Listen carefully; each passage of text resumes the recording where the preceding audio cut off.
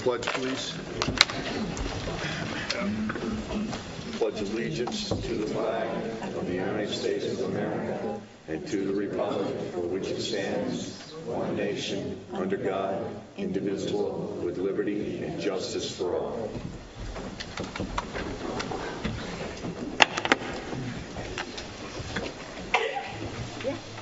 Welcome, everybody, to the November 10th board meeting. We always start this out. Well, first of all, I just wanted to, Jake Buckheit, who was a longtime trustee in the village of Southampton, and just a great guy. He passed away this past weekend, and he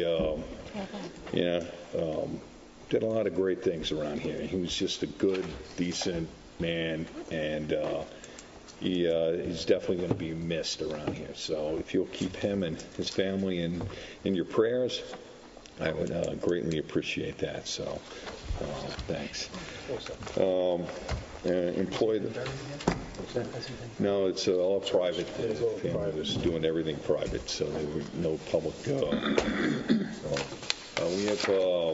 We start out with the employee of the month, and the employee of the month is Mimi.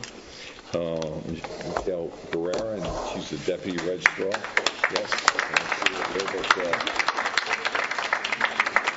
Anybody who's spent any time with Mimi realizes that she's fantastic. And so Eileen and Sarah Mimi's able to multitask at the front desk between birth and death certificates, beach permits, beach events, outdoor dining, just to name a few. Not to mention her multilingual skills are used on a daily basis. She's a positive way and a smiling face for all our patrons here in the village. So she really is a fantastic representative of Village Hall and this community. So congratulations to Mimi and for everything. And so we have public comment. So we have a few people that have signed up. You have 3 minutes, Fran. You guys think about the roads. You want me to wait till you have comments? Well, that's a discussion time, so you can come up and talk about it now if you want to.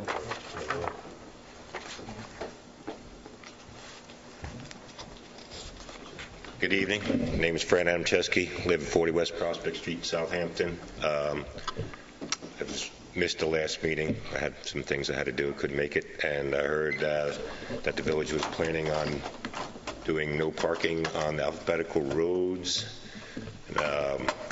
I'd like to get these roads open, not just for the public access, but for emergency vehicle uses too. A couple of weeks ago, there was a near drowning in West Hampton, and one of the first responders got stuck up in the dune because he couldn't get to where this gentleman was, where he was drowning in the water. I'd like to get these roads opened up as roads to access our beaches. They're public roads as deeded over to you from the trustees in 1956, as I've been here before, and would like to just try to get these roads opened up as roads. I know you want to do footpaths. I know some of the roads can't be opened up because there's wetlands there, which is fine. But some of these other roads, like Road A, Road C, are already 3/4 of the way to the dune. Another 25 yards through the dune, over the dune, as a road would be awesome. Now, if you put no parking on these roads, there's no access way for somebody to park on the side of the road, because on Dune Road, there's no parking except for Munns Point, which if you do no parking there, maybe make more parking at Munns Point to open up more spaces so people can park to access the ocean beaches, not just the bay beaches. And I just want to make another point of the Phragmites around Lake Agawam. I read that little article today in the press, and just want to give you a little my input on that. I've been here 55 years and worked on Lake Agawam for probably 30 years, and worked on Wickapog for so many years. And I seen a few years ago, 2 years ago, Wickapog got a permit to take all the Phragmites around the pond. There was never any blue-green algae ever before they removed the Phragmites around that pond. because Phragmites are actually an invasive species that's not from around here, but it actually filters the nitrogen and pollution from the runoffs from the people's yards or roads to go into the ponds. And once they cleared the Phragmites, blue-green algae. Now, I don't know if it's going to help Lake Agawam if you cleared the southeast corner from the Phragmites and not from all the road runoff or pollutant. But just the people maybe around Lake Agawam, I know when I worked there for the Spielvogels, and she was the head of the Lake Agawam Association. There's supposed to be a 50-foot buffer of plantings around the waterfront of the properties. Maybe you can go around and help the water quality of the lakes by maybe planting some kind of deep-rooted a plant that has lots of roots that'll siphon some of the nitrogen out of that. That's the idea. Okay. Clean out the Phragmites and develop a whole planting plan that meets the recommendations of the Lake Agawam Conservation Association. And that's what the plan is. Okay. So Chick Voorhees is developing that whole thing, and but it's a process. Yeah, that's my input. That's saying if you remove the Phragmites, it seems like. Well, if you remove the Phragmites, then you have to develop the swell. You have to develop. You got to do. It's not. You can't just go in and cut it all down without having a long-term planting plan for the place. So yeah, okay. We're fully aware of that. So okay, right. Thank you. Thanks, Brian. And I'll sit down and wait for the discussion. Deborah Bates. That's fine.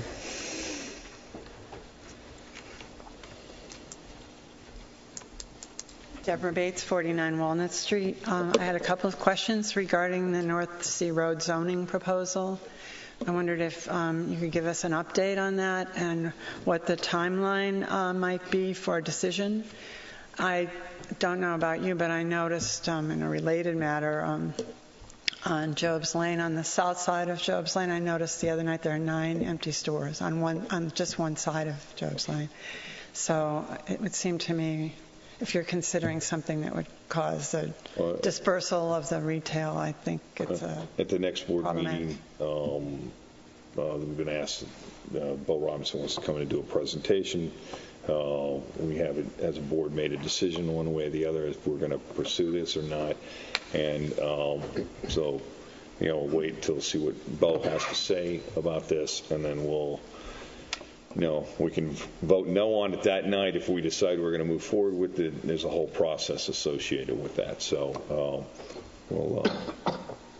so to give you an answer, are we going to make a decision tonight? No, but I would say come back to the next meeting and you'll see the process go further. So if indeed there is a moving forward. If there are 3 votes to move forward with that, then there's a process associated with that. And the process might take how long, would you suppose? Well, the rezoning, what this is, and Rick's talked about this before, is it's a master plan update. Is all this is. So you have to go back and update the master plan. Then the next step would be to go and make the zoning changes and propose that. So then it's, developing the zoning change. It's doing the public hearings. It's doing all the environmental stuff that's required. And so it's a process. So it could either end very quickly or it could take a very long period of time. And not to belabor this, but so, the update would be to the village center plan or to the entire master plan? Well, it's an update to the village master plan. So not just the one for the village center. That was. Well, it's the village master plan, so there's different parts to that. So yeah. So first you have to update the master plan.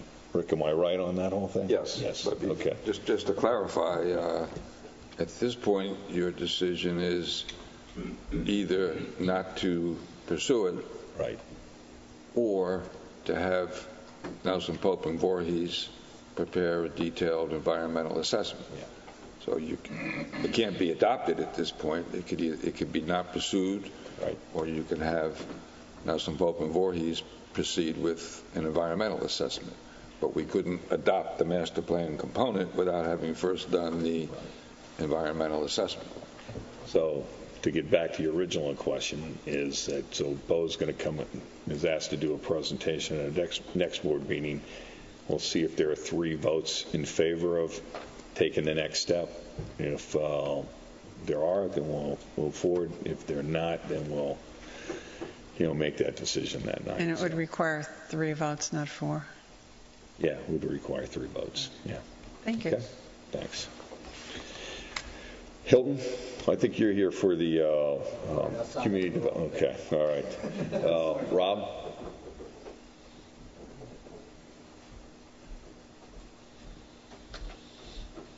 Good evening. I'm Rob Deviney, 40 High Street. I, and along with others, have noticed that there have been a preponderance of huge basements going in to the village in these large homes. I'm not here to address the usual discussion about that, whether they're bedrooms, whether who's in there, who's not, and all of that. What I am discussing is Bilko doors relative to railings that go down to these basements.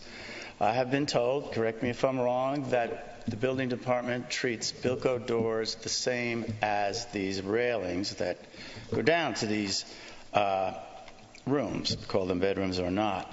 Now, Bilko door, as you know, is about 4 feet wide, and however obtrusive it is, it's cut in half because of the 45-degree angle. The railings are not, and the setbacks are the same. They're treated as Bilko doors, as I say, but there's lights, there's potential noise, there's major access perhaps to these bedrooms from servants and guests. And I think that the setback should take that into consideration, that is an intrusion on the neighbors. They're not comparable to Bilko's, and after all, Bilko doors are used occasionally.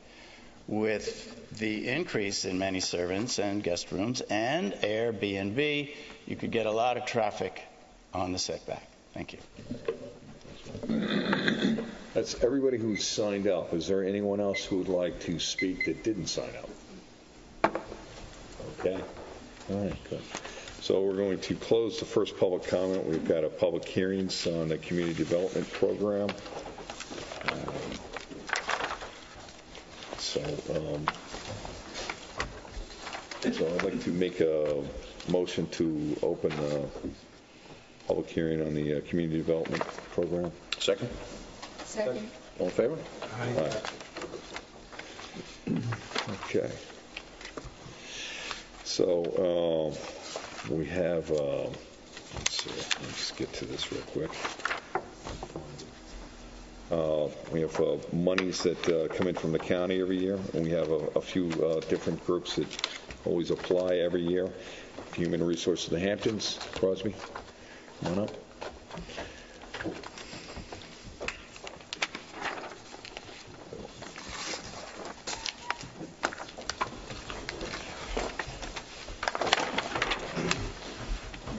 Hello, Thank everyone. you, Mr. Crosby.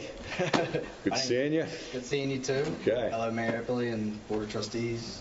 Hello, hello. Thank you for having me. This past year, we did a lot of work at Human Resources of the Hamptons. I know this public grant is specifically going towards senior foods in our food pantry and to for our Wednesday meals program, which is every Wednesday. And last year or previously, we've only run it for the fall and winter months of the year. But starting, I guess, the beginning of last year, we have an agreement with a donor that is going to provide those meals for every Wednesday throughout the entire year, which causes an increase in some funding.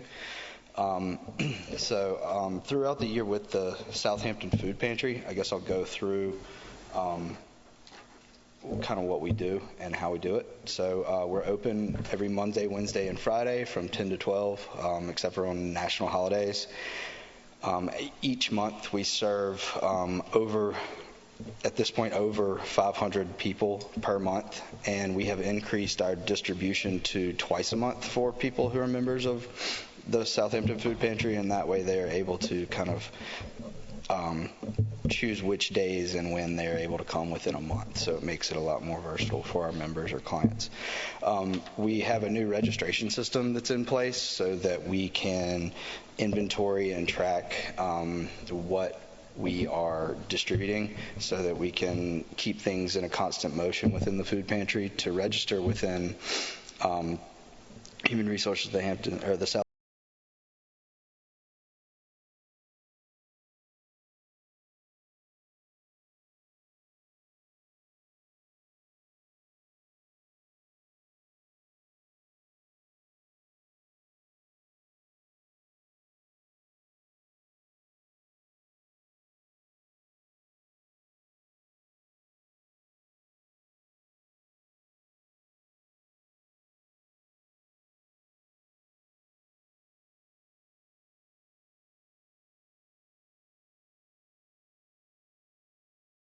of Human Resources of the Hamptons.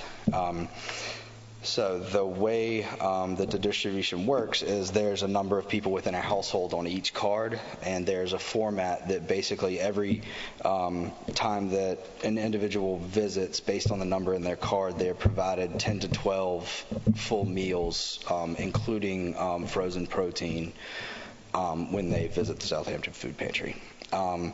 And seniors have various amenities within the Southampton Food Pantry. I won't go into great detail, but I'm sure folks can figure it out, that are available for seniors throughout the year, all the time, as well as Wednesday meals. And as of right now, we are providing 35 meals, and I'm right at the brink of exhausting my volunteers, so hopefully we can find some more to help out with the Wednesday meals.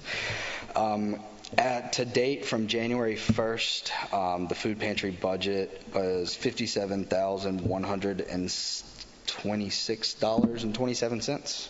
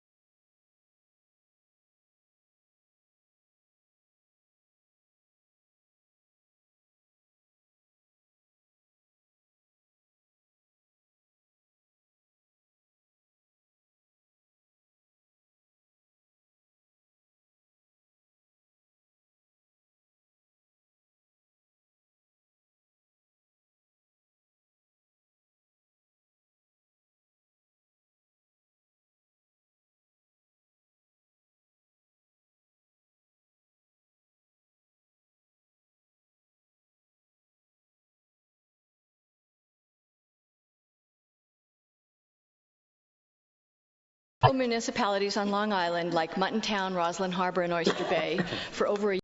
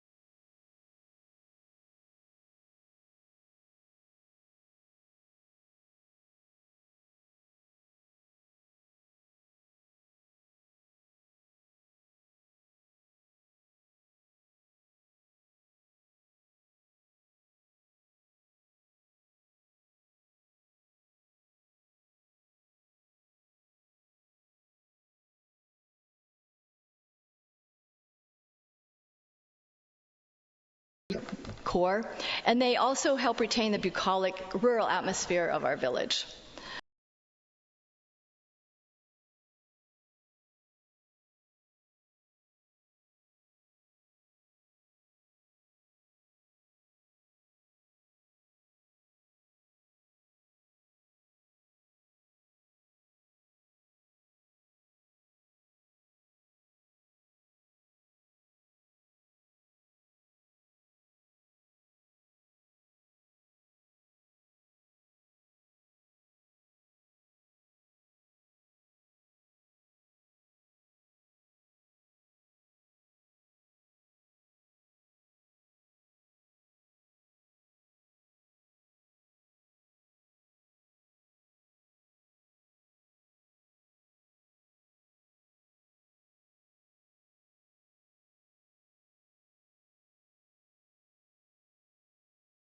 Down, so there's nothing there.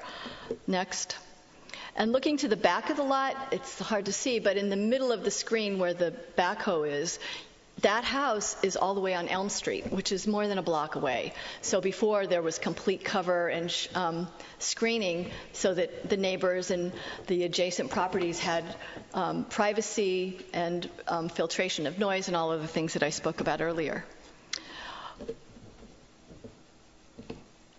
Here's another frontal view of the same house showing the depth of tree cover and foliage, and it brings privacy and just some respite to the home. Next. Now there's new construction on the right and the house that you saw, revealed on the left, and there's no room for any replanting, which could have been attended to by submitting a planting plan with the ARB, which is part of what we are proposing. Next. From the back of the same house, this is what it looked like before the trees were taken down. You'll notice all the cover and the differentiation of trees along with vegetation that screened the neighbor next door. Next. And now it's all gone. I mean, you have a few little spindly trees and a hedge and not much else. Next. We all complain about traffic and noise in the summer, but let's also realize that trees help to reduce the impact of these annoying effects. It's a filtration system, it keeps the noise down, and we have those kinds of homes all over our village. Next. The backyard of that home looked like this, with a beautiful copper beach on the right, and it was a welcome cloister from the summer sun and all the crowds.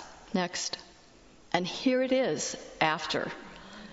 That lonely sentinel, the beach, after clearing. And there's no privacy, no screening, all the neighbors are revealed. And next, here's the massive root ball to remind us of the copper beach that was lost. Next. So on the left you have the house and a trunk of another tree that was taken down where the copper beach was, and on the right just a kind of a prototypical yard with big trees, small trees, and foliage, and you can see the difference. Mackie will now present the proposed legislation that will help us try to achieve the preservation of trees that we are so attached to.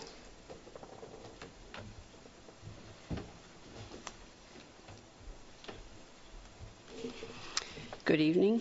The legislation looks like a big piece of work there, but it's actually not. It's just common sense, ordinary rules of how to preserve the ecology and the appearance of the village. The first page is just all about the purpose of why it's so important to do this. The second page are definitions, so that we all agree on what something means. For instance, the definition of a large tree, which we talk about a lot. This piece of paper shows you. A classic piece of paper like this is 8 inches. Our large tree is called 7 inches. So this is the diameter of a tree that must be preserved. If you want a frame of reference, when the village puts in a new village tree, it's about 4 inches, just so you have an idea of what we're talking about there. And the last page just tells you have a right to appeal. In conjunction, we've talked to a lot of people about this, and Nancy was one of them and had some good suggestions for us. So we start off with anybody in the village could take down 2 trees without a permit on their own property. And we all know that some people have what they call a dirty tree, where things just drop all over your sidewalk and your patio and everything, and it annoys people, and sometimes it's dangerous. You would have a right to take that down. You might have a tree that's slowly dying. That happened to us, where a branch every year fell on top of our house until we, after trying to save it for so many years, finally had to take it down. You would not need a permit for any of that, and you wouldn't even need a reason. And that was in a 12-month period. Otherwise, you will need a permit to take down a tree or disturb the vegetation. I think you're all aware of people just clear-cutting a whole lot even before they apply for anything, and it looks like a desert. And the village might be looking at that for years. You have to put in a survey of what does exist, both buildings and vegetation, and then a plan of what you plan to do with the lot, and if you request any changes with the trees or other significant vegetation. The owner is responsible here. We've had some problems, I'm sure you've heard it, of an owner coming and saying, well, I don't know, I just hired this guy, he's reputable, and I don't know, then I heard he cut down all the trees. That actually happened on our block, and they were specifically forbidden to cut down those trees by ARB because they were very special trees. In the morning, after they got the permit, they cut them all down. And the bulldozer man actually came to the hearing and said, I didn't know. I just cut them all down. I didn't realize I wasn't supposed to. They never told me. So anyway, we're trying to block that stream of passing the buck and letting everything slide downhill. And if somebody ignores the law, you would have to restore and revegetate the lot before you could move forward with what you were going to do. And the village can require a performance bond on that. This law would apply to all properties, both residential and commercial.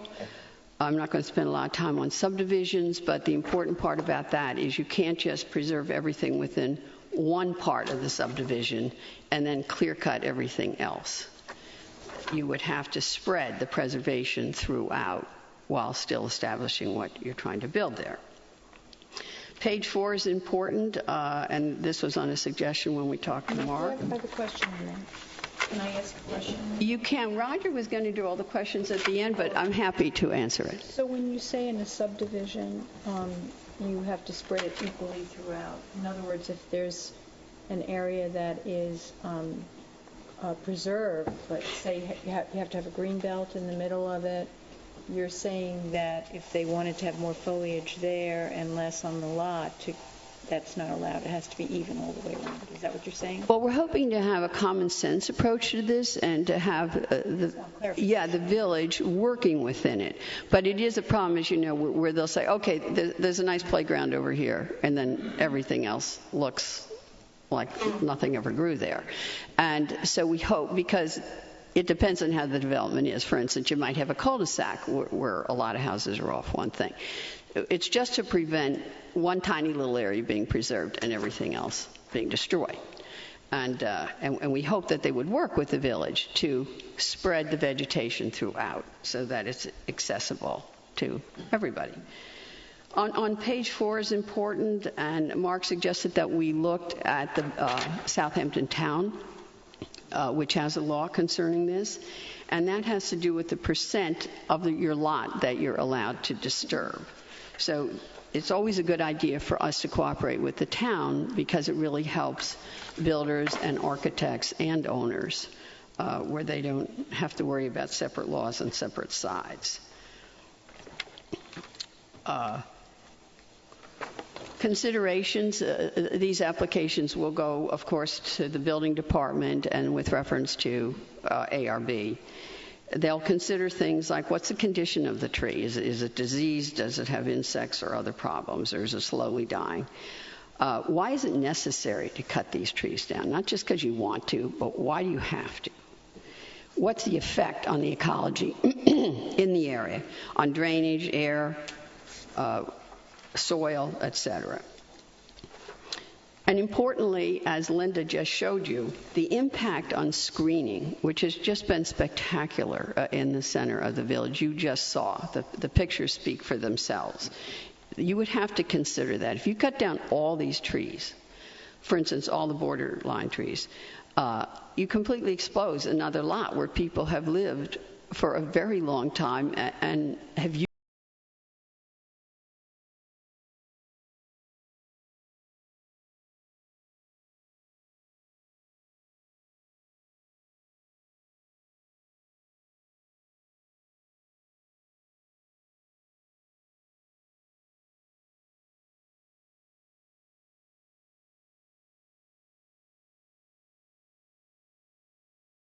dies with an infestation or something, you would in an emergency be able to take it down, but you have to document it, take pictures, and within 10 days report to the building department about why you had to do that. Normal pruning, of course, is allowed and is even often healthy for trees. Department of Public Works can continue to do their work as they do, and so would utility companies who do that, as you know, to preserve the clearing for our wires. Protection of trees during construction is extremely important. I believe it was Mark who told me that within 5 years of construction on a piece of property, a tree will die. Both the street trees, because they run right over the roots, and the trees on the property, even if you didn't cut them down or hit them or anything. The roots are so compacted that the tree just dies anyway. And then we have a really big problem. So there are a number of things in here saying that you can't do any excavation on the lot until the building department or ARB approves it, the stake out of the buildings and so on. You can't just start tearing things up. And you can never operate your equipment in a manner that would break or tear or bruise or injure any living or dormant tree. Enforcement, as I've mentioned a couple times, the enforcement, as always, will go to the building department, and it would be part of your normal application now that they already have to fill out a lot of this stuff, and this would just add an important vegetation part. The building inspector can put a stop work order on if they find that you haven't complied with this or you are destroying trees or running over the roots, they can put a stop work order on. They can ultimately deny a C of O if you're not in compliance and make sure that everything has been destroyed, has been restored that you had destroyed. There are fines, significant fines for each large tree that you take down, and no C of O until you've paid. Sue will now wrap up this, and Roger will take questions. Thank you.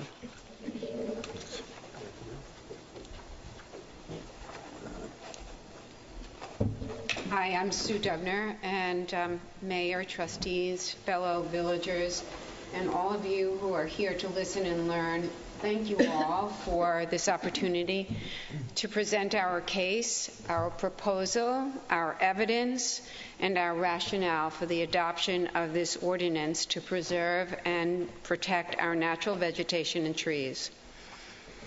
There are inflection points in our lives as individuals, as citizens, and as leaders, moments during which we are faced with stark, important, and lasting choices. This is such a moment. We are here, all of us, because of our deep love for and investment in the astounding beauty and uniqueness of our village.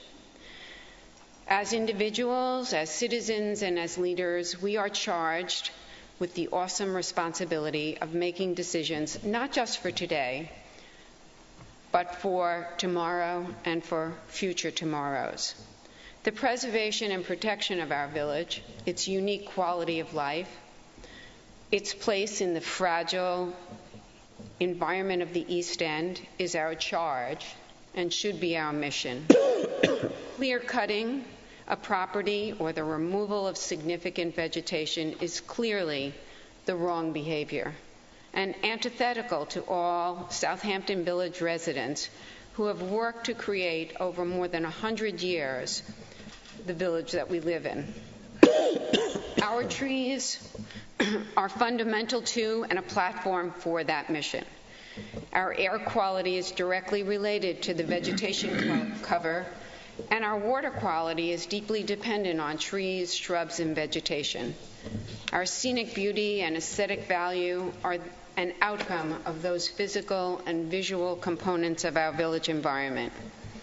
It is our responsibility, no, it's our obligation to preserve and protect that natural vegetation and those trees from careless, thoughtless, and worse yet, intentional destruction. Our village environment was created over more than a century of love and care.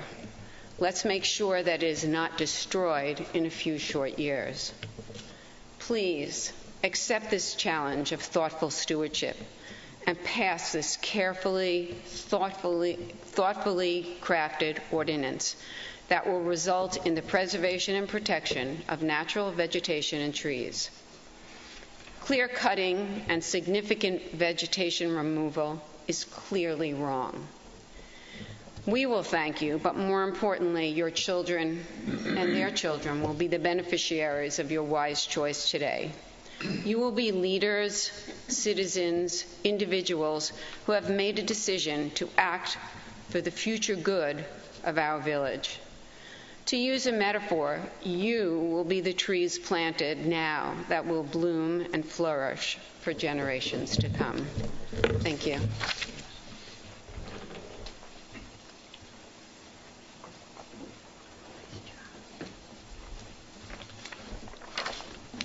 Well, I'm the broom. Roger Blau, Save Committee, to do the wrap-up and to answer your questions. In this case, the broom's sweeping up the chips of the trees that have been taken down and the stumps that have been ground out, I guess. And we found it devastating. So many village citizens have just found it devastating to be driving down Herrick Road and look to the left, and a lot has been clear-cut of everything from corner to corner. I just sold my home on Post Crossing. The first thing the owners did was take down a 116-year-old tree in the backyard. It was a little bit brittle, but we tried to save it for all the years we lived there. And to take out a large conifer that was stuck up close to the foundation. It probably needed to be removed, and towered up over the peak of the roof, and it had been there for as many years as the house, since 1903. Ripped out all the Andromeda across the front. They'll be back before the ARB to propose they extend a porch around the front in a Victorian style, perhaps, on a not so Victorian house, but that's another discussion. So people will go at these things with an axe. Some for reasons of safety. They've come up to me and said, I'm so fearful of a branch falling down and hitting my child, hurting my child. And I thought about what Nancy had said 15 years ago, if you, that wasn't what she said. She had said, maybe if you don't like the village, you want to live in the woods. And we laugh about that remark today. But, if you can't live in the woods, maybe you want to live in the meadow. We are a woodland community. Look at the picture behind you. As I sat here and listened, I looked at all the greenery around that lake. And that beautiful open body of water is not unlike the lots that are being clear-cut. And all those great old-growth trees that were planted when the great houses were in fact built are coming down indiscriminately. And they do provide health benefits to our population. That's been repeated here and here again, time and again here, and I think that's very important. I guess you don't realize it until, as they say, put up a parking lot and it's all gone. And one day you're looking back over your shoulder and you say, what the heck happened to our community? Well, we are the curators. I said this when I chaired the ARB. We don't own it. We are the curators. We are the caretakers, the stewards.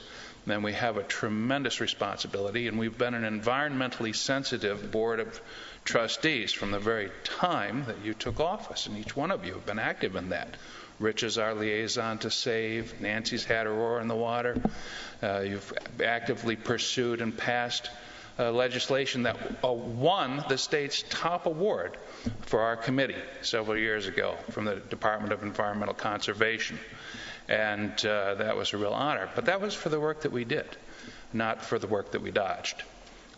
These are beneficial undertakings that, as has been said here, is pertinent to the absorption, the filtration system that protects our groundwater. The conversation we've been having about that at every supervisor's meeting, every county meeting, wherever you go. And providing the shade that in fact cools the very grounds we sit, that we walk upon. And of course we know that our area is getting warmer in time, and that shade is going to be natural air conditioning for us all, and it's going to become more desirable. So not to turn our village into a meadow.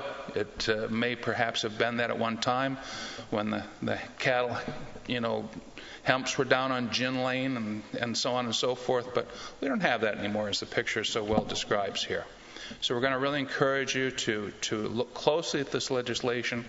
We've taken your input, answered a lot of people's questions through the community. We worked with the Planning Commission. They have hired a consultant, and one of the first pieces recommended by that consultant was the adoption of legislation such as this for our village. And very happy to see that Paul's here tonight, and that part of their recommendation in what you're considering on zoning tonight, the 65% coverage on a lot be vegetated, is consistent with what we're recommending as well. But what we're really getting our arms around, if you will, are the mature old growth trees. And before you cut them, let's talk about it.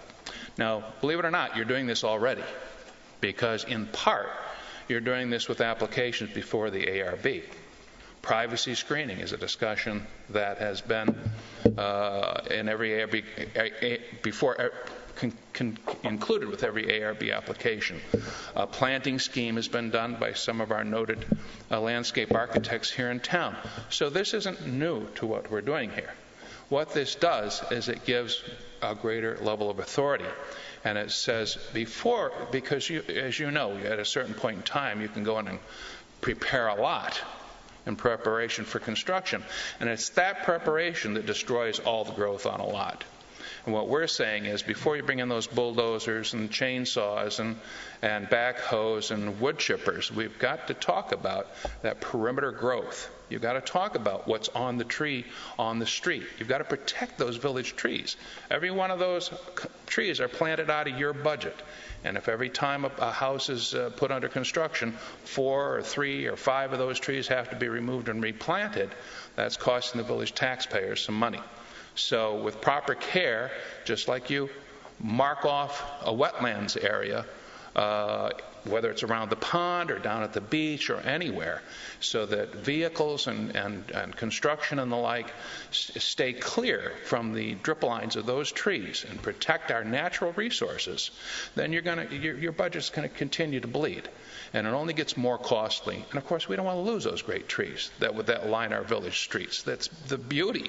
Imagine losing the trees going down Wyandanch because of an activity such as that. We have lost a lot of trees down there. We lost them on Post Crossing too, where I lived. All the trees in front of my house had to be replanted. So you're doing it already in part. You're going to save money in the budget. You're going to continue environmental stewardship. So all I can see is 5 yes votes on this after we've had some public hearings and further discussion. What do you say, Bill? Got one. You guys have any questions for these guys? That's a tough sell right there. Yeah. Mike, what do you think? Good idea? Roger, I think you have a great idea. I think that we need to take a look at it, maybe do some tweaking on it. Absolutely. But, certainly in a lot of the estate areas and also in the village proper of Southampton, there are some lovely trees. There's some copper beeches, there's some sycamores, and you are right, you see them go, the first thing everybody does is try to get a good view of their house. Right.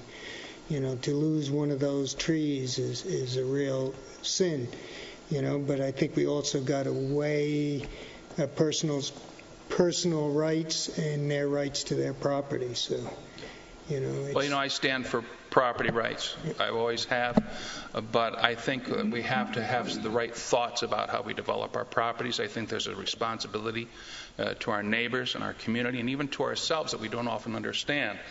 Someone who is not building the home for themselves might be building for someone else and may just assume that everything gets, a close haircut, with which I'm very familiar. And, then you pop things up on it and spindly little trees and some hedges and you call it a home in the Hamptons. But it's really not a home in the Hamptons when we're missing all this mature growth that sits behind you and represents a very beauty and history of our village. But I agree with you. And we've actually put into this legislation a protection for each property owner so that you can go out and cut 2 trees before you ever have to, annually, before you have to go and apply for a permit. I thought about this, Mike, because I knew you'd ask that question. And I actually counted the trees on my property. And I've got 5 trees on Post Crossing. 2 of them were cut last week.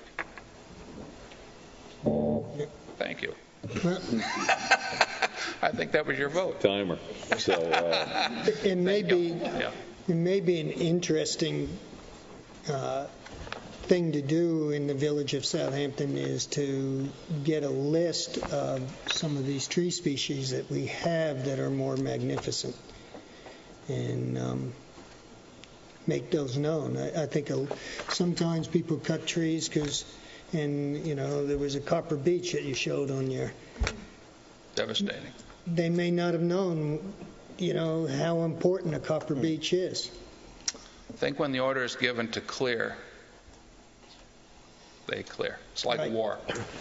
Well, there's some trees that, might be that 7-inch caliper that are just, you can take them down. Absolutely. And it's ugly trees, we call them, or whatever it is. Yeah. I'm not an arborist. A tree is a tree. It's got bark and leaves on it and stuff. So I don't know the difference, but, but I would, because I like the concept.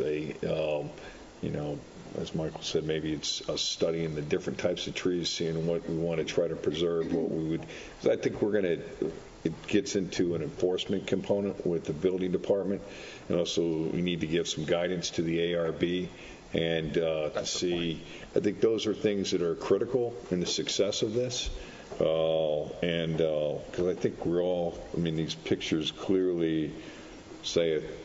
2,000 words, and we hate to see that kind of stuff go on. And I think it's so. How do we make this something that is that improves the process, that gives guidance to the ARB, that gives guidance to the building department, that and really protects what we're trying to accomplish, and that's the feel of the village. And somebody may not be able to build a house in the spot they want to build because there's a tree that we're trying to protect. I mean, we had on Halsey Street, there's a village tree that's down there that they wanted to knock down, and it was where they wanted to put a driveway, and the tree was, one of the oldest trees in the village. So we had to, but if that had been identified on the plan that went in front of the ARB, then the discussion at the ARB would be,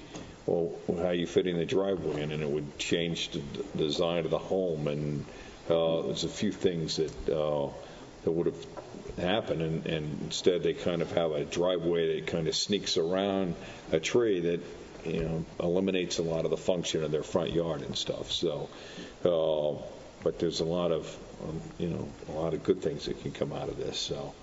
Very fortunate, if I can add to your thought, to have in this village incredible landscape designers, and we've employed them here. You've employed them yourself as a board, and you could think of many names that would jump to mind. And they are often the people who prepare the landscape plans that are submitted to the ARB. So part of their planning, it's not done in the back room here. They actually go to the site, and they can say, well, you've got one great, beautiful, use example of a copper beach. The ARB is probably, the village is probably interested in having you keep that, and so that discussion can entail, and that's what we really want to encourage. This has all been done, however it likes to have been done, by anyone who wants to do it, without that conversation, without that dialogue, without the plan. So we hope that legislation has encompassed that in the, if you will, the framework that legislation can. It's not always so easy, as you know. But we hope you'll work with us on this piece. The Planning Commission had its comments as well. I think they were very well taken, and I know the public had some good comments too. We like to get that input because Mike has brought up a very good comment. So how do we work with property owners? And it really comes down to getting everyone to understand the mission. And it's not to stop everything in its tracks, it's to be reasonable and keep that village, which we love for its beauty, in place now and forever. Yeah. Thank you. Just a few points that through reviewing this and conversations with people and having you up here as the broom. And obviously as a liaison, I think I've said several times from the inception of it, I'm no tree hugger, but I also believe in common sense solutions to an area I grew up in. And clearly what I view as a nice house is a lot different than what you people all insist on, what sells today. I believe in having a big backyard like I grew up in to play in, my kids and my dog. Obviously, that's not what sells nowadays, I'm told. So that's why it has to be filled in with every building and device and structure and side entrances with railings, as Mr. Deviney pointed out. So I think there's big issues than just the trees, quite honestly. To me, just build a smaller house and you won't have to worry about clearing the trees. But that's a whole other topic. That said, a few points. One, what you brought up, thank you. Because people have asked me, again, adding layers of legislation always usually scares some people. So, and I was curious myself, as I've discussed, there is a process in place with the ARB currently, because they do have to submit a site plan, and I'm glad you brought that up. However, you're trying to put in a little more teeth, really, is what it sounds like here. Well, if you're not putting in a site plan, Rich, because you're not doing construction, right, you can do anything. And we just want to say, hey, stop, and all you other folks, let's hold on for a minute. Think about what you're doing. And I think part of the education process, a good point Mike brought up, is maybe some education on what these trees are, because I think a lot of time a guy's going in there and doesn't know what the hell they're even doing. which really gets to my biggest issue, is the clear cutting, like a couple of those photographs. It's not so much removal of trees individually or water help, but the clear cutting that's being done in the construction process. To me, I find that the issue. The one picture where all the vegetation was removed around the entire perimeter is what bothers me. Again, is a solution having somebody ask if they can remove a tree or not? I do have some reservations about that because that's a legislative process, an extra layer. I'll admit I have some reservations. As Mackey used the word, allowed to do. I hate telling somebody when they're allowed to do that. So some people, and again, I'm only regurgitating what people have told me, is that's a rather invasive property rights. Mike brought up, and again, it's what you deal with in your career is about. People tell all the time what I can and cannot do with their property. So that's the balance. The enforcement issue of it obviously is a big thing. I think we have issues enforcing what we currently have on the books and adding more. Again, could be burdensome, but doesn't mean it deters you from putting it in place. I'm curious, you reference other towns that have done it. How do they enforce that, and how successful are they in enforcing it and actually getting fines and so forth? We've had great feedback. It's kind of like the bag law. You don't want to fine anyone. You want everyone to comply. It's voluntary. You know that.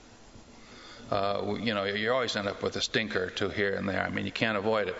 But they're not taken, to the woodshed and beat with a stick. I mean, this is an education process that's part of our environment, our environmental awareness and our growth of our knowledge. We see the impact on our environment. We know what's good and we know what's not. And, the clear cutting is an issue. So, if I sat in the ARB, I'd say, well, we want to kind of preserve those big perimeter trees that give us shade, coolness, absorb the runoff, give you privacy, and so on and so forth. And, that's how I would be thinking, because they're the board that would be thinking about this. And some people ask me, if they're not already doing that, then isn't that part of the issue too? Then, if somebody asks me, why add a layer of legislation where isn't there a board supposed to do that already? Site prep right now allows you to go in and clear cut the entire lot. There is no stopgap. Right now, you bought the lot, you're going to go before the ARB to build this house and this project with the pool house, the kitty house, and the whole doggone thing. Our law says you can prep the site. And do it, and then you have to replace it with some screenage. Well, what are you replacing it with, Rich? Yeah, no, I agree with you. No, you're right. I'm just saying, but that's what's currently you're saying. Here it is. Yeah, the arborvitae is the This is what you took down. Minimally, we're talking about. And you've taken down much bigger than that, and you've taken down something that's this big and much bigger and as big as his desk, and in some cases half the size of the dais is the trunk that's left. So what's... I don't know if I've seen trees as big as half the size of this dais. My neighbor, here, but yeah. Between our driveways. Okay. He was so fearful it was going to fall on either of our houses, he took it down, and I went, well, in one respect, I went, I heard he was but I have pushing insurance on your house. For Roger, Yeah. I'll tell you, it's a little bit of lore from way, way back, but, out on the East End here, many, many hundreds of years ago, when winter came, one of the biggest activities was to walk the beaches because you don't know what boat going back and forth through New York. That's right. May end up on a bar, and you may end up with some good stuff. And supposedly, years ago, off of Bridgehampton, a barge went down loaded with trees. And some of the trees that you'll find on Lumber Lane and in East Hampton, some of those big copper beeches and stuff, were off of that barge. Wow. And I think some of the ones in Southampton came from that barge. Yeah. So your efforts to preserve these is pretty spectacular, because it's something that we would never get back again. Never, ever. I grew up in a town like this, in an old lumbering town in northern Michigan, and all of our trees were lined with walnut and oak. Well, you know what walnut's worth today? So, in fact, if the village wanted to put in a cash crop for later, you could put all walnut down all the streets and then come in periodically and fell them and sell them for lumber. But, I thank you for your sensitivity and your acknowledging that we have an issue, and let's see what we can do to put something together. And last, I just wanted to say, and you pointed up, and I do like the fact that, again, with the bag law, why, don't reinvent the wheel. There's something out there that we went off of, and since the town has a tree removal process in place, I think that's an important part of this because, again, for the contractor, people applying stuff, if there's something already accustomed to, it's nothing new. Yeah, the town has overlay districts. We don't have one. We don't say that here's our green belt going across the village and therefore everything through it should be preserved. Well, we're not a large village, 5.9 square miles, as you know. But our whole village is a park.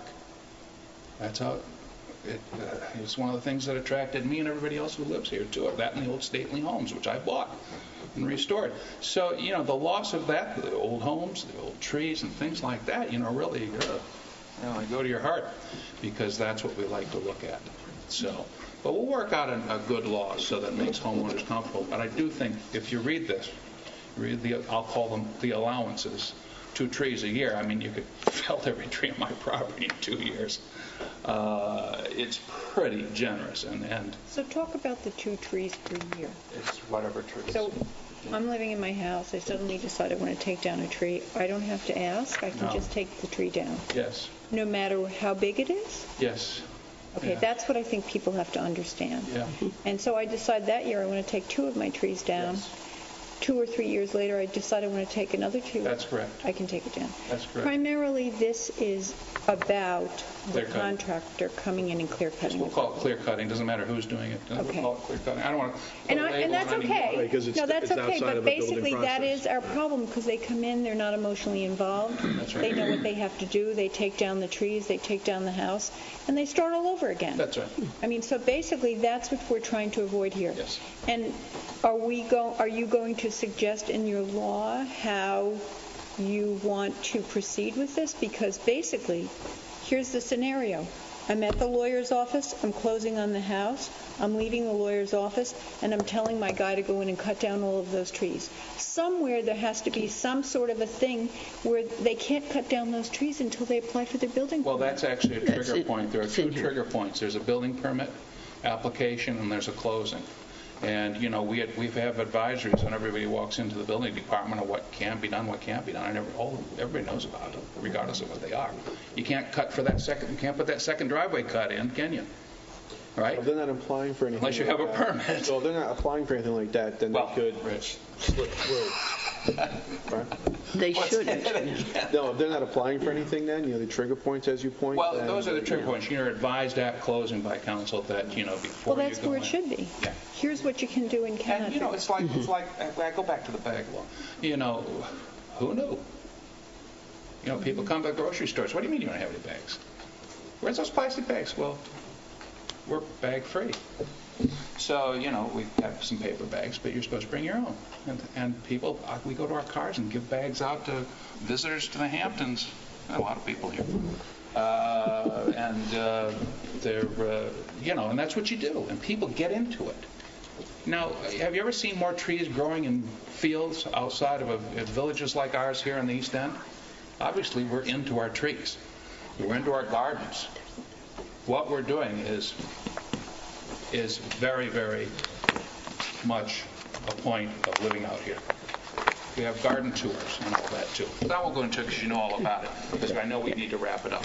I just wanted to answer Rich's question. I was the one who called the other towns because that was a concern right from the beginning. How are you doing with this? We did all this research all over the country. It's very popular down the whole West Coast and parts of upstate New York, interestingly enough. But we wanted to look at Long Island. So Mutton Town, which is a bigger town, also a very nice town like ours, and Roslyn Harbor, and Oyster Bay, I think, and Oyster Bay. So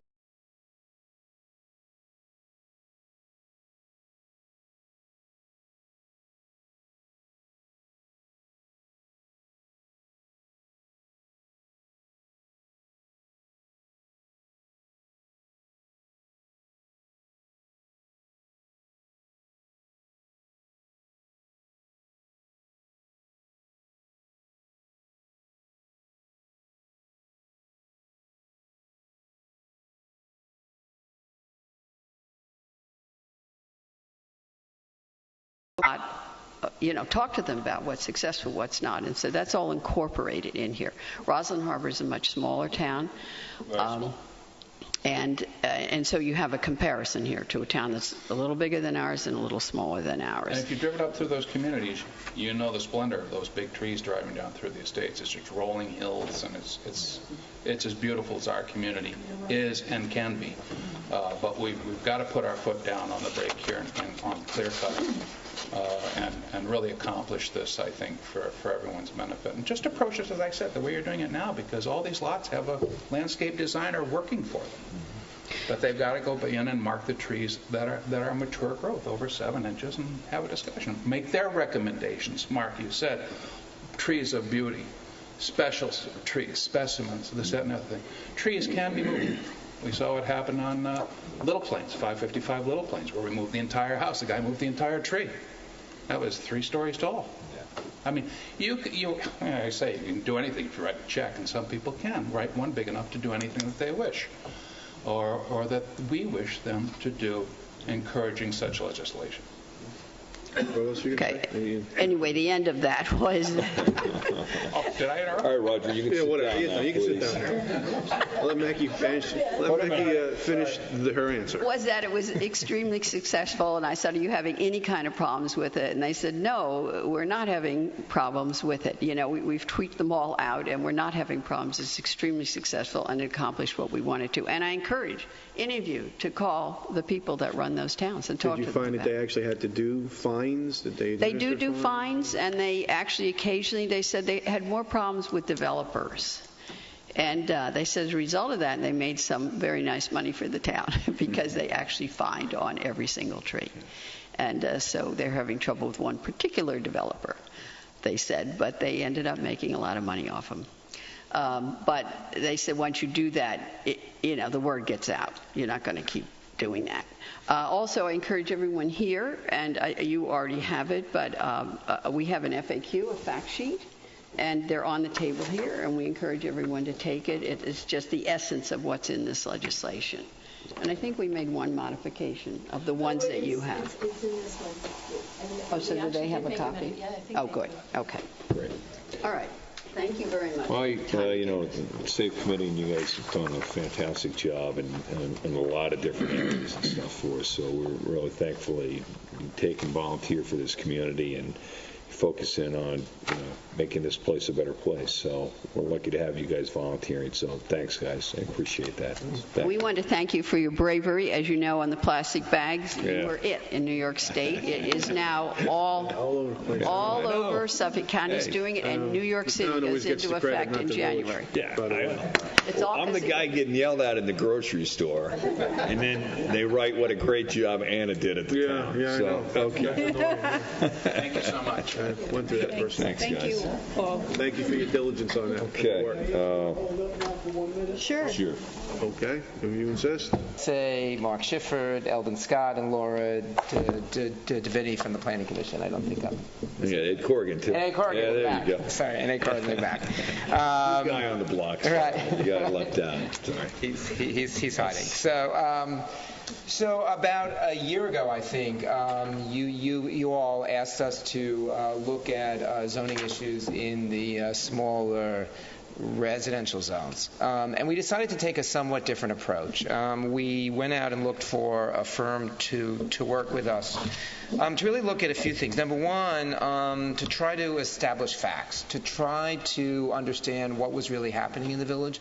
A lot of people had theories about what was happening in the village. We really want to do a study for the first time and find out what the facts were. Secondly, we thought that rather than doing this in a small room, we would really open up the process. So we did 3 workshop meetings on weekends with the people who I think probably understand these issues better than anyone else, which were number one, the boards that have to deal with these issues all the time. Secondly, the architects and the lawyers and others who are trying to work on houses. And third, I really want to give a shout out to the building department, which worked very hard to help us figure out what was going on. And Glynis Sperry is here tonight from Studio AB architects. She did a report for us in April, which I have copies of. I think what we found was that, in fact, we do have an issue. And the issue really is in two parts, or three. One is that we, without talking at length, because we've talked a lot about it tonight, we have a very fragile environment in the village, which is really being impacted by all the building that's going on, and particularly because we have such a high water to table here and have such drainage issues. Secondly, that when you compare what the zoning permits in the smaller zones versus what has been built over time, there is a very large disparity between what you can build and what exists. And third, and I hope I'm not going too fast, but third, the homes, which I think is probably the most important finding, the homes being built now are on average in the smaller zones larger than houses that have ever been built before. So it's not like it's just that we perceive that they're bigger; they actually are bigger, and that's based on empirical analysis. And I should say also, Glynis would certainly remind me to say that the town GIS department was very helpful in allowing us to do that analysis. So we took that to the workshop meetings and talked about what we could do that would begin to address some of these issues. As you know, there had been a major reform of the zoning code for these zones about 10 years ago, I think. And so I think we've done a few things, and the first of these are coming out tonight, and then we will be working on others. And the first was that, and then I'll let Rick talk about what we actually talked about in the draft. But the first is that in our view, and certainly in the workshop view, once you place a structure on a site, it really doesn't matter whether it's a house or a pool house or a garage or whatever you want to call it. It really has an impact both on the environment and the neighbors. So and really what we thought had been very sensible and middle of the road limits really have had much less impact than we thought, because what generally has happened is now almost every house, even on the smallest lots, which is really what changed, we're seeing a pool house where you never saw a pool house on that block before, and you're seeing other structures where you never see it, and everyone's doing a porch, and they're doing a pool where you never saw pools on those lots before. So the first thing we said was that any building that you put on the lot is going to be included in your GFA. So you can choose to build whatever you want, but whatever you build counts. And so you can build a bigger house and not have your pool house. You can build a smaller house and have a pool house. We're not telling you what to build, but whatever it is included in the total gross floor area without changing what the gross floor area is. So again, we're trying to make fairly modest and I think easy to enforce changes. And we'll talk about there's an exception for detached garages as there already is in the code. Number two, we want to modify the side setbacks. One of the things that we heard very loud and clear in the workshops is the extent to which the side setbacks really have more impact on the neighbors almost than anything else. And so that's a second thing we're trying to do. And third, and it's been sort of come up already tonight, is one of the things that we really found in the code was there are many and conflicting definitions of a porch or a patio or and other things, and those have been interpreted in different ways over time. And what we're seeing on many lots, and certainly some of the photos showed it, is we're seeing lots that are used in a very different way than they traditionally have been in the village. So, and we were trying to think of a really very simple and straightforward way, because one of the things, again, we're very concerned about is making it even more difficult for the building department to enforce than it already is. And so the idea that we came up with was to say that at least 65% has to be vegetated, so that you really have a way to make sure that we keep the green context of the village. Again, the attempt here is to say, use your ability to build in whatever way you want. You want a patio, put a patio. You want a pool, put a pool. But whatever you do is going to count against it, and not require the building department to try to figure out whether it's more important to have a patio or a pool. It's really not what they should be doing. And so we think this is going to be a much more simple approach, and I think it also allows, again, a lot of what we heard in the workshop is architects and lawyers pleading with us, really, and the boards, to make it as simple and straightforward as can be, so that they can tell a client very clearly, this is what the rules are, and this is what you can do. I think those are the major things we have for tonight. There are a number of others that we're working on, which including rules about runoff being retained on site, and limiting flat roofs and some others. But I think the package we have tonight is really to start the process and try to clean up what's going on. I think it's fairly modest. We really, there are other villages who have gone much further in limiting than we have. But we do think these will begin to have an impact while still allowing people to build the houses that they want to build. So I think myself, Glynis, and the other members of the Planning Commission are available for any questions you have. Anybody wanted to come up, anybody else from the Planning Commission wanted to come up and say something, or Glennis from AB Studio, if you wanted to come up and say anything? No? You want to talk for just a minute or two about what we've studied? And also, Paul, can I just ask what's different that you're proposing to what's currently in place? What's the actual...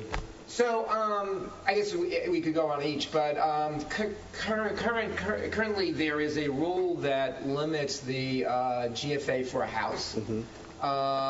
But really, that GFA does not relate to what's happening in accessory structures. Secondly, as I talked about, there is a very, I would say, complicated series of rules about patios and a porch and other things, and so, but there's no limit. So in effect, you can really fill up a lot and really just have vegetation around the edges, which you see more and more often. And we saw lots of photos, which Liz provided for us in the workshops, where on the streets in the really small zones.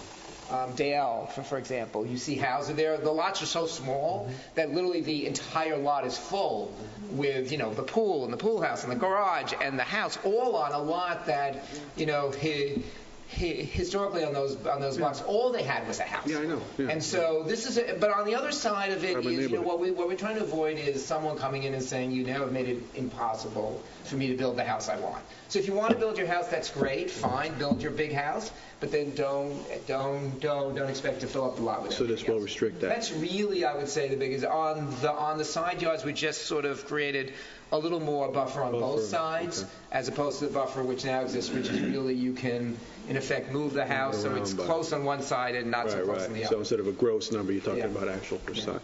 So that's, I would say, in general, what the changes. And you also mentioned there were some more restrictive things you didn't want to go as far as neighboring towns or villages. I mean, well, our GFA is a fairly liberal GFA now, and that was the other option is to reduce the GFA. The concern on that is obviously there are many people who feel that they really need the GFA we have, and secondly, we do have, in fact, a tradition in this village of somewhat taller and larger houses than they have in other villages. So our built form is more diverse than it is, for example, in a village like East Hampton. So you have streets like Post Crossing that are very large large houses on it. So we were trying to respect the fact that our village is somewhat different, but try to begin to limit the impact these houses are having on their neighbors. So, thank you. So with the amount of vegetated property that must remain, right. Does the driveway, what happens with the driveway? Because that's not vegetated. That's not vegetated, correct. So if you have a driveway, a normal driveway, I mean, I live on a small lot, so if I have a normal driveway, that reduces the size of my house.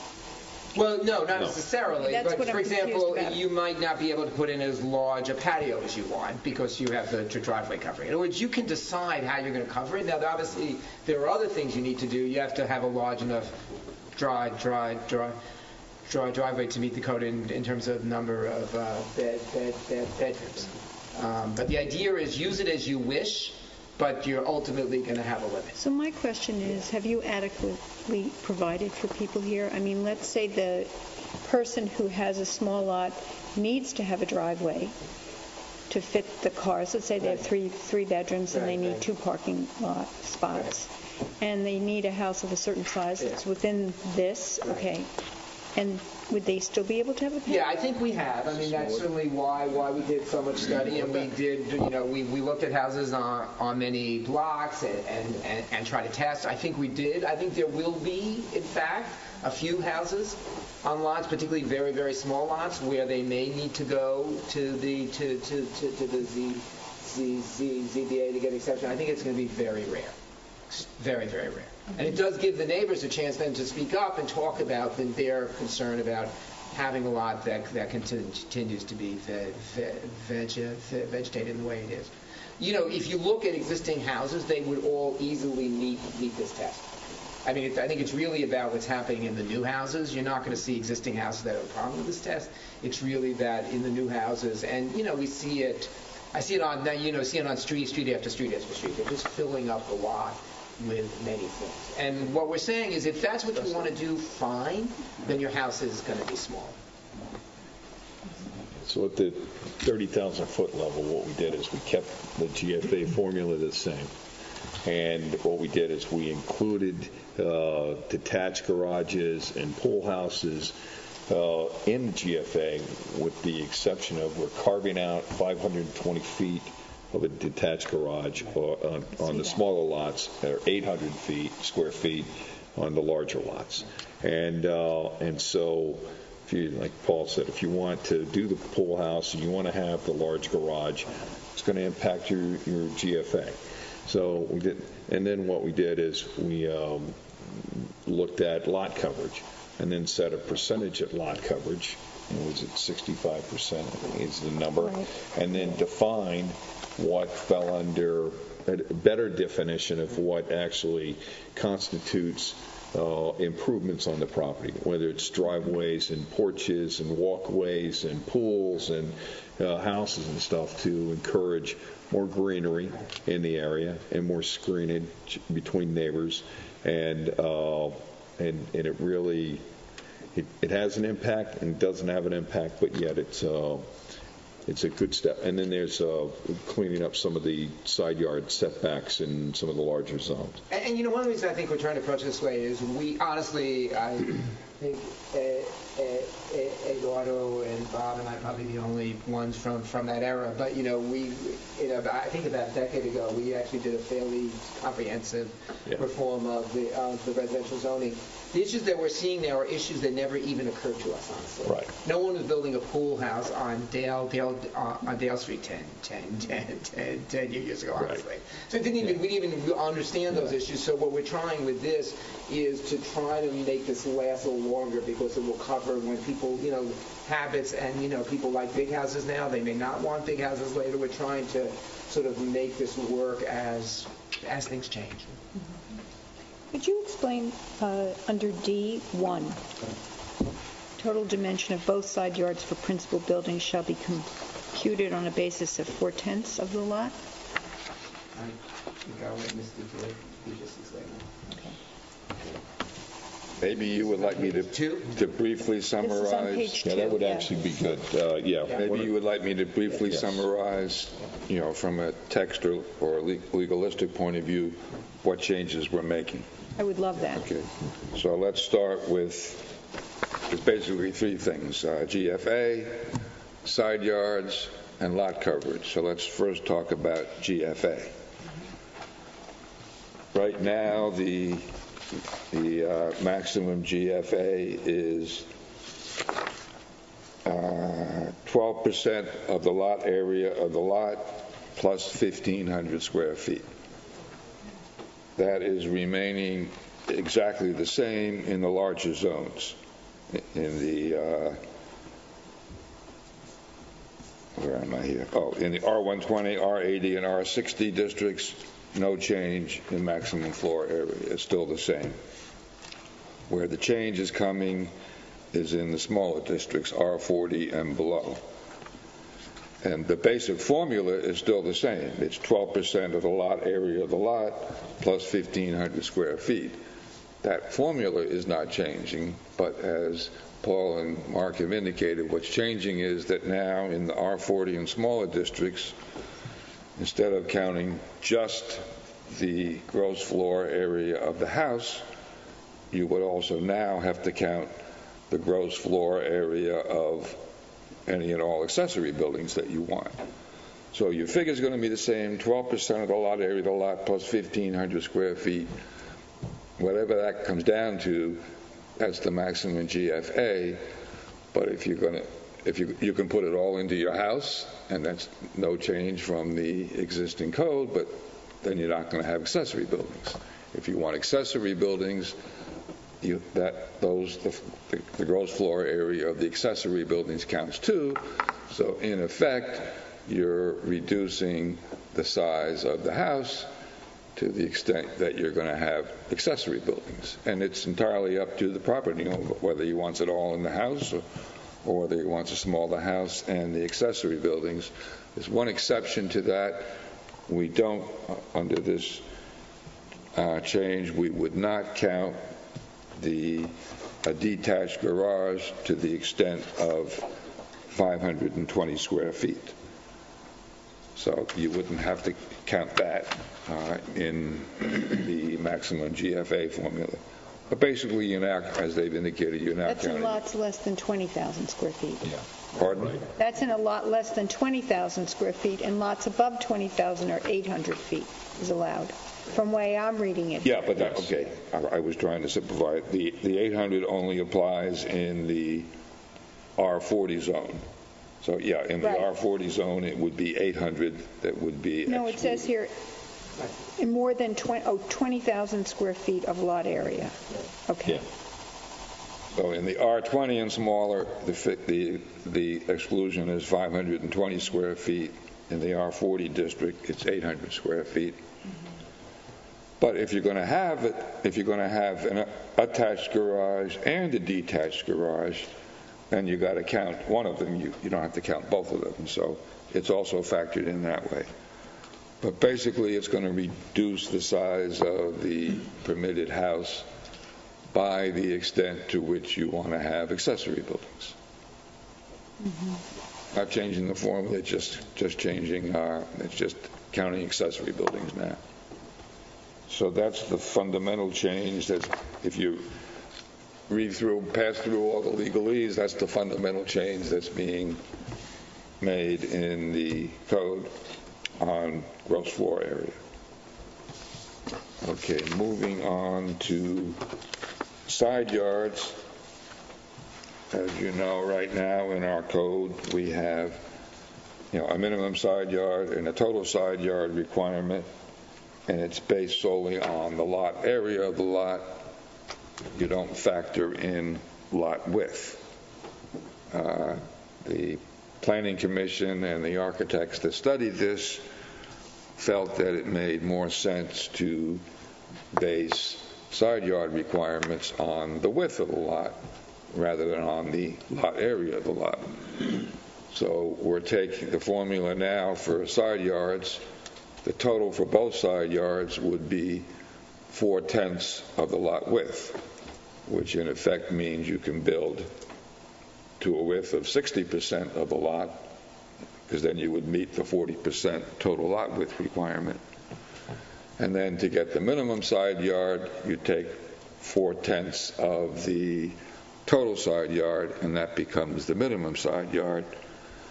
And through the study that the Planning Commission and the architectural firm did, it works better that way. It's more protective that way. And not a major change, but it is a help on some lots, particularly, in some of the smaller lots. And we're also throwing in with the 4/10 clause a no side yard dimension can be less than 15 feet. On some of the smaller lots in the village right now, you could have a minimum side yard of 10 feet. So it's in effect increasing it to 15. And then there's also a change, a slight adjustment for lots that are 80,000 square feet or greater. When you apply the 4/10 and then the second 4/10 to get the minimum side, no side yard dimension can be less than 35 feet. Right now on larger lots, 35 feet is the side yard setback for accessory buildings, but you could have 30 feet for the house. So a house can be closer than the accessory building. And the Planning Commission felt that didn't make a whole lot of sense. So when we're getting into this 4/10 thing, we're also, in effect, increasing the minimum side yard to 35 feet on lots 80,000 square feet or greater. And as I previously said, increasing the minimum side yard to 15 feet on some of the smaller lots, which could now do 10 feet. But it's all based on lot width now rather than on lot area. That's a summary of the side yard changes. There are no changes being made to front and rear yard setbacks. They're remaining the same. And then finally we get to the third component of this law, and that is lot coverage. As you may recall, the maximum lot coverage requirement right now is 14% of the lot area of the lot plus 1,500 square feet. And there are real issues under the code of interpretation, as Paul indicated. You count buildings and structures count for lot coverage, but there are different interpretations as to what is a structure. Is a patio a structure? Does it count for lot coverage? Does it not count? So there is confusion right now in the code as to what counts for lot coverage.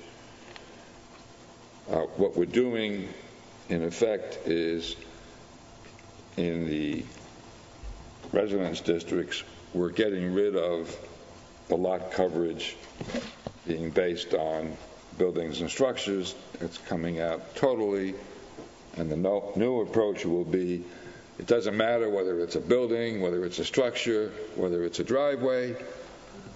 If it's not vegetated area, it counts for lot coverage. But the formula that's being used is the maximum lot coverage using the vegetated area approach. The maximum lot coverage would be 35% of the lot, because 65% of the lot would have to be vegetated. It simplifies the approach to lot coverage. Doesn't matter whether it's a driveway or a patio or whatever. It's coverage. But the formula is now 35% rather than 14% of the lot area plus 1,500 square feet. So it's a simpler approach. It's a more straightforward approach. It achieves what seems to be a logical objective. what does it matter if it's not vegetated, whether it's a patio or a driveway or whatever? It's there, it's coverage. So there's more leeway. I mean, narrow driveways are going to count for lot coverage, for example, but the formula is different. It's 35% rather than the current formula. And through the study by the Planning Commission and the architects, they felt that the 65% vegetated area, 35% you can cover with whatever you want. That achieved the goals that we have for the village residence districts in a much more straightforward way. Let me add, I think that and the side yard are very important to be in a pair, because they're both saying you can do what you want, but on the other hand, you have to set everything back a certain amount on every lot. So in effect, what it's going to mean is the side of a lot always will end up being vegetated under this rule. So I think the two together are very. The side will always be vegetated. Because you're going to be limited at how much you can build on, and you have to have a minimum setback now on both sides. So you're really going to begin to pull in. There are some unusually shaped lots. Yeah, there are, and you know, whatever.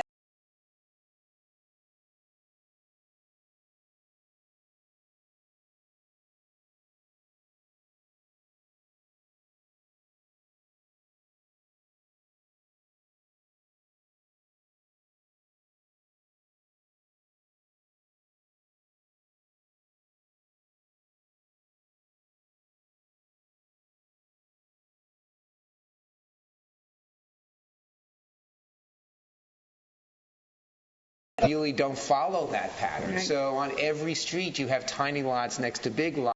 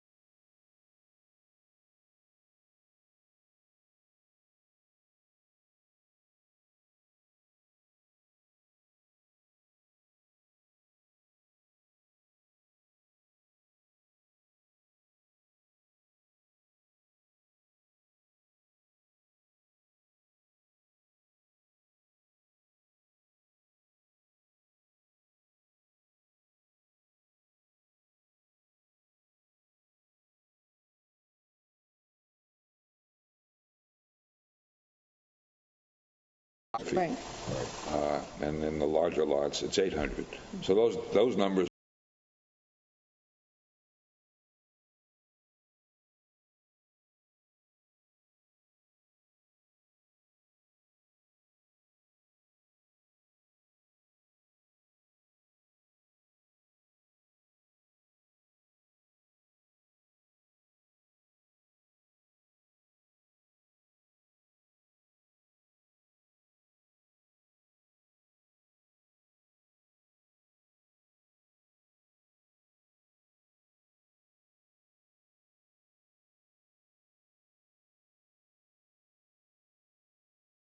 Is, you know, on these very small lots, you're seeing both a much larger house than was ever there before, and then all these other structures. So the impact and of the neighbors, pool, and everything, and the pool, and the patio, and the porch, and you know, one of the things I gotta, you know, say, you know, we currently give the building department almost an impossible job to fill, because you say it's a patio, well then architects and lawyers are going to come up with ways to make that patio suddenly get bigger and bigger and bigger. So we're trying to make it much easier for them to apply than it is now. So it removes the definitions. It says it's all And a included. patio is what? Could you explain that? Because is it in ground? Because there used to be a period of time that if it was slightly above ground, it was counted in the GFA. If it was put in the ground and it was brick, it was not counted in the GFA. Here's what I'll say. I rest my case as That's exactly why. Yeah. Right. That's the reason why we did that stuff. Exactly. Eduardo Simeone, Planning Commission. Paul knows, and respectfully, I have issues with this legislation, as usual. First of all, trying to personally, and maybe other people feel like it as well, I don't think the accessory structures create such a big problem for the neighbors. I mean, they're only 16 foot tall. Properties are screened. You don't really see these structures from the other properties from the street. And trying to include non-habitable space and deduct it from habitable space, I do not think it's the proper way of going about it. I mean, we're talking about non-habitable space, accessory structures, and we want to take away habitable space from a home. And I personally do not think that's the right way to go about this. Concerning the 4/10 rule, I agree with that. I'm not too sure about the 15-foot minimum setback. Right now we have smaller lots. Maybe they're not that wide that allow 10 foot. I think if you make it 15 feet, it becomes too restrictive. And I think if you're going to have rules for zoning and for building, you really don't want to send people to the ZBA every time they can't meet those certain parameters. What we have right now, you can build. You don't have to go to the ZBA unless you're making modification to your house and going beyond the parameters. And I think we should make a law that allows us not to have to go to the ZBA every time we have a small lot or a lot that's not wide enough. Concerning the lot coverage, I don't think driveways should be included. I think 65% vegetated is much too restrictive, especially if you want to include driveways and garages and everything else. Right now, a driveway is not included in the lot coverage. I don't think it should be included in lot coverage. If you take my home, and I think my home is just fine, meets all the regulations, I could not build my home if I start applying these kind of rules. Well, I think also because you have a flag lot. I have a flag lot. So included I have in a your very long driveway. So included in your square footage is this flag that has to be a driveway because it's the only way to get to your house. Correct, exactly. That is an idiot. That's a problem when you have a flag lot. So definitely driveways should not be included in this lot coverage. 65% may be too restrictive. I think we should look at that a little bit more carefully. People should be able to build their homes and put accessories on their property without being too restrictive. That's the way I feel about it. But especially on the GFA, to include non-habitable space and restrict habitable space with non-habitable space, to me, just does not make sense. In the beginning, when we were thinking about this, we were thinking about including the accessory structure into habitable space, into the GFA, if it could be habitable. And under that circumstance, I could go along with it, because then people could do other things with their accessory structures. But again, to take away GFA with non-habitable space, I can't agree with that. I think the issue with the driveway, if I may say so, I've listened to people, you have a driveway, and it doesn't meet the bedroom count standard that you have to have. So then they create another parking area that has nothing to do with the driveway. And maybe that should be looked at differently. So let me bring up, I guess, another issue, which I think this is partially part of the thought behind this. So, right. We obviously, everyone knows the planning commission looked at the possibility of doing a sewer for the village center. There were a lot of issues about it. But what that speaks to really is the point to which the village center has got to now, where drainage doesn't work. We have the same issue really brewing in all our residential areas. It is critical that we start to collect our drainage on site. And whether it's a driveway or a patio or a porch or a pool, the water doesn't know. It's going to go off. And so we did, I think, you saw I think this is a way to try to begin to deal with the environmental issues in the village in a very low-cost, simple way. We need that vegetation. For many reasons that we heard before is really critical to us. That's why, and I do understand certainly the issues of driveways. The other thing I would say is, and again, this, it's a really different approach. We're trying to take away, I think once you start getting to, I like patios, but I don't like a porch, or I like a driveway, but I don't want to allow a patio. You go back to really where the code is now, where the building inspector is struggling with every application, because they are the ones who ultimately have to decide. So that's what we're trying to do. And we think this will apply to most lots, but Eduardo is right. There will be some that it's going to be a little harder for them to. But I also thought there was some sort of a discussion about the driveway material that is used. Right. So that it can drain. Right. And that's that construction. Right. And that is one of the very good point, and that is one of the provisions we haven't got to yet. And that's right. One of my issues is that we had laid it out where it was all going to be porous material, right. And then I said, I've got a son who likes to play basketball, so I say you can only do porous material. And how do I put a basketball hoop in my driveway? You have to create a special area for that. And then again, that takes away from the GFA. Or you use paper. I have papers, and that's permeable. Paper. Well, you could get one of those special courts that, just allows the water to go through. I could elevate it and put it over my house, too. But I mean, these are all things. Interpretation from the building department. I just wanted to. I'm Glenna Sperry. I worked on the report. Just to understand that traditionally lot coverage was concerned with buildings and structures that had almost like a visual impact. So that's why you get, if they're raised, they count. If they're flush, they don't, because they didn't care. But in the past few years, stormwater runoff, percolation, water quality are major issues throughout the state. And so a lot of towns are introducing 3 kinds of lot coverage. So you have to calculate 3 different formulas. Because they added the imperviousness. So what they're doing with this is saying, well, let's keep 2, but change it so that it now includes the impervious. That's why they've been more generous. And we did examine examples of what the lot coverage was, and we also examined impervious cover.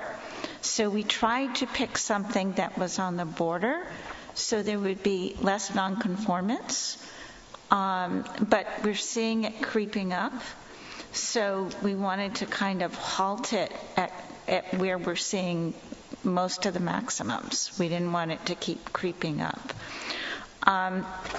So that's kind of the background with the impervious cover. And for a healthy watershed, there has been research.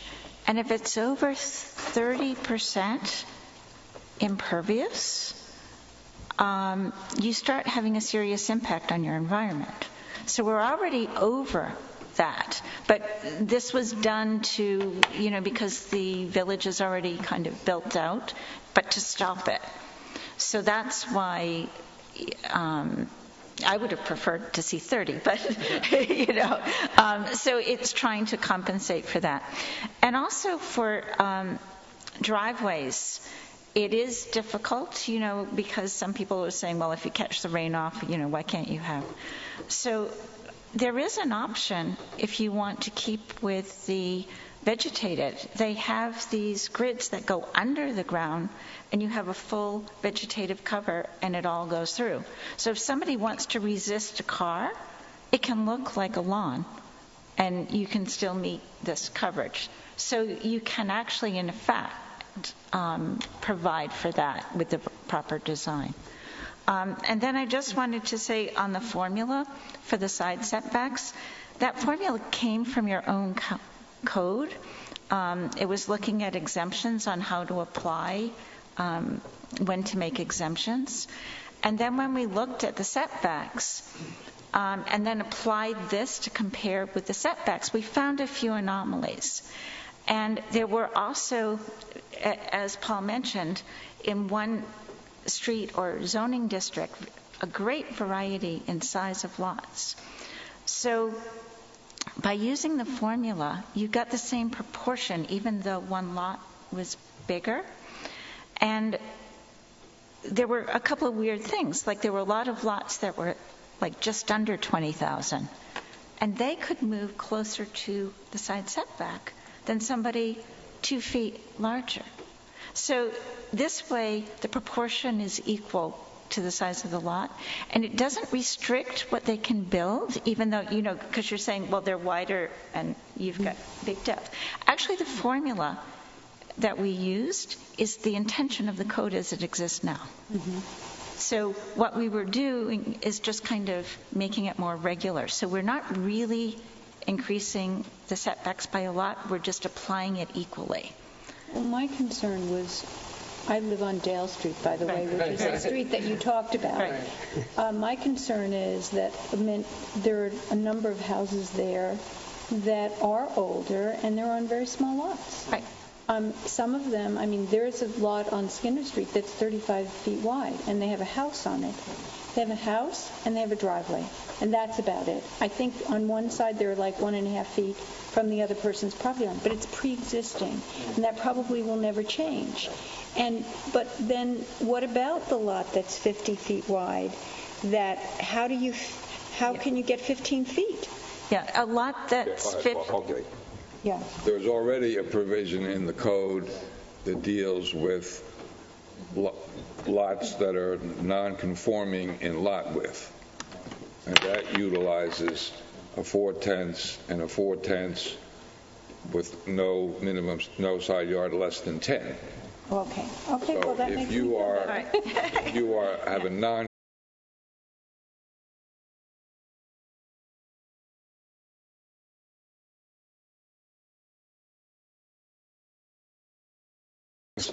So the formula, the 4/10 with a minimum of 15, is basically aimed at making the lot width requirements proportionate to width, and it's basically dealing with, conforming lots, conforming as to width. So I don't have with me the numbers that the Planning Commission went through. Doesn't that beg the question, though? That is, if we have a provision for non-conforming widths that allows for the 10 feet, why do we now have this proposed regulation that it says the minimum is 15 feet? Shouldn't we just leave it at 10 feet, and then it would just cover the whole thing?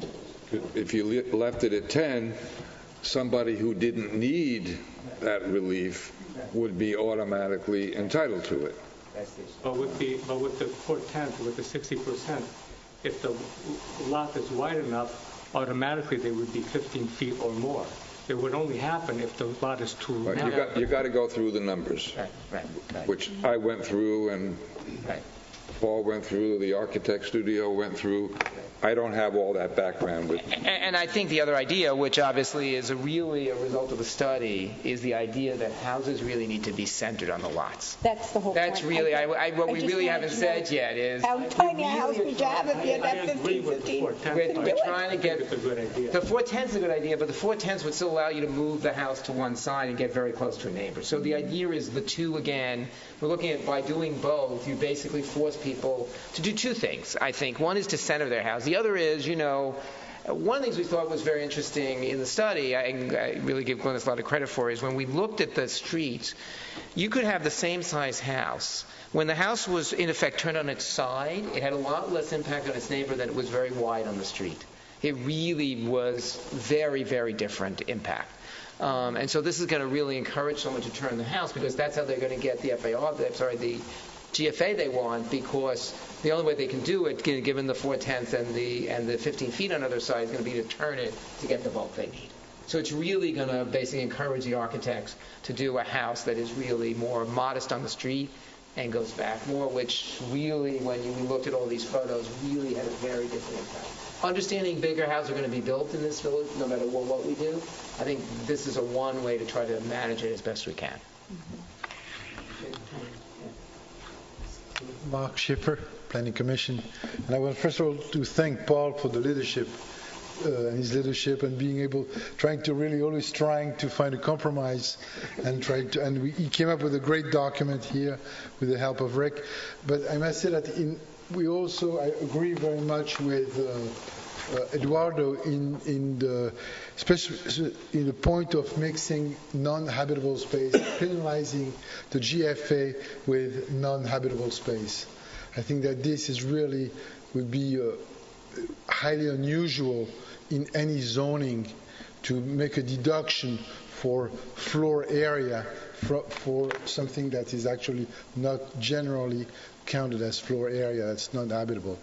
And it's true that it started, when we started the discussion, we were going to allow habitable space in the pool houses, and then at that point it made sense. But if we are not going to allow habitable spaces in accessory building, then I don't think we should also penalize, because that's a major reduction in the GFA. But I'm sure we can work it through, maybe discuss it more and find a compromise. Well, actually, I don't have a problem with that, because it's about the potential abuse of that structure down the road. So I don't have a problem with putting in a GFA. I see the rationale behind it, and I also see yours and Eduardo's point too. But I think I see part of the issue is what those get converted to down the road. And And again, I think part of the issue we're trying to deal with in a way is, I can't say it often enough, the building department does not have the manpower to inspect on a constant basis. So we have a pool house. 10 years later, it becomes a habitable structure. And we saw that certainly in the study we did. If you have it, then you can right. still makes it small. Right. So, but that's the issue that we're trying to deal with. But that's a question that keeps coming up continuously. Right. And we have a rule in the village that you cannot use your pool house for sleeping. Basically, that is it. You cannot. So it's not. It basically is used for recreational. You come in and you might have a bathroom in there, and that's basically it.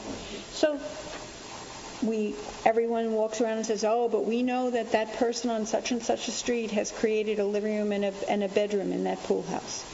The fact of the matter is, and I say this over and over and over again, they're not insured for that.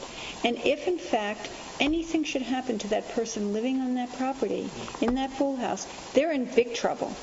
They're in big trouble. I understand all that, but let me go back to, again, I think the goal, which is to bring down the effect of the house on its neighbor. Honestly, the person next door to me, I don't really care whether his pool house is habitated or not.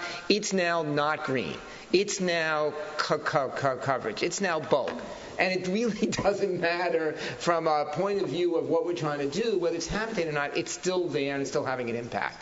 So what we're saying is, fine, you want to have that pool house now, which for whatever reason you do, fine, then you're going to make your house slightly small. We're not requiring you to have a pool house or not have a pool house. We're saying you decide.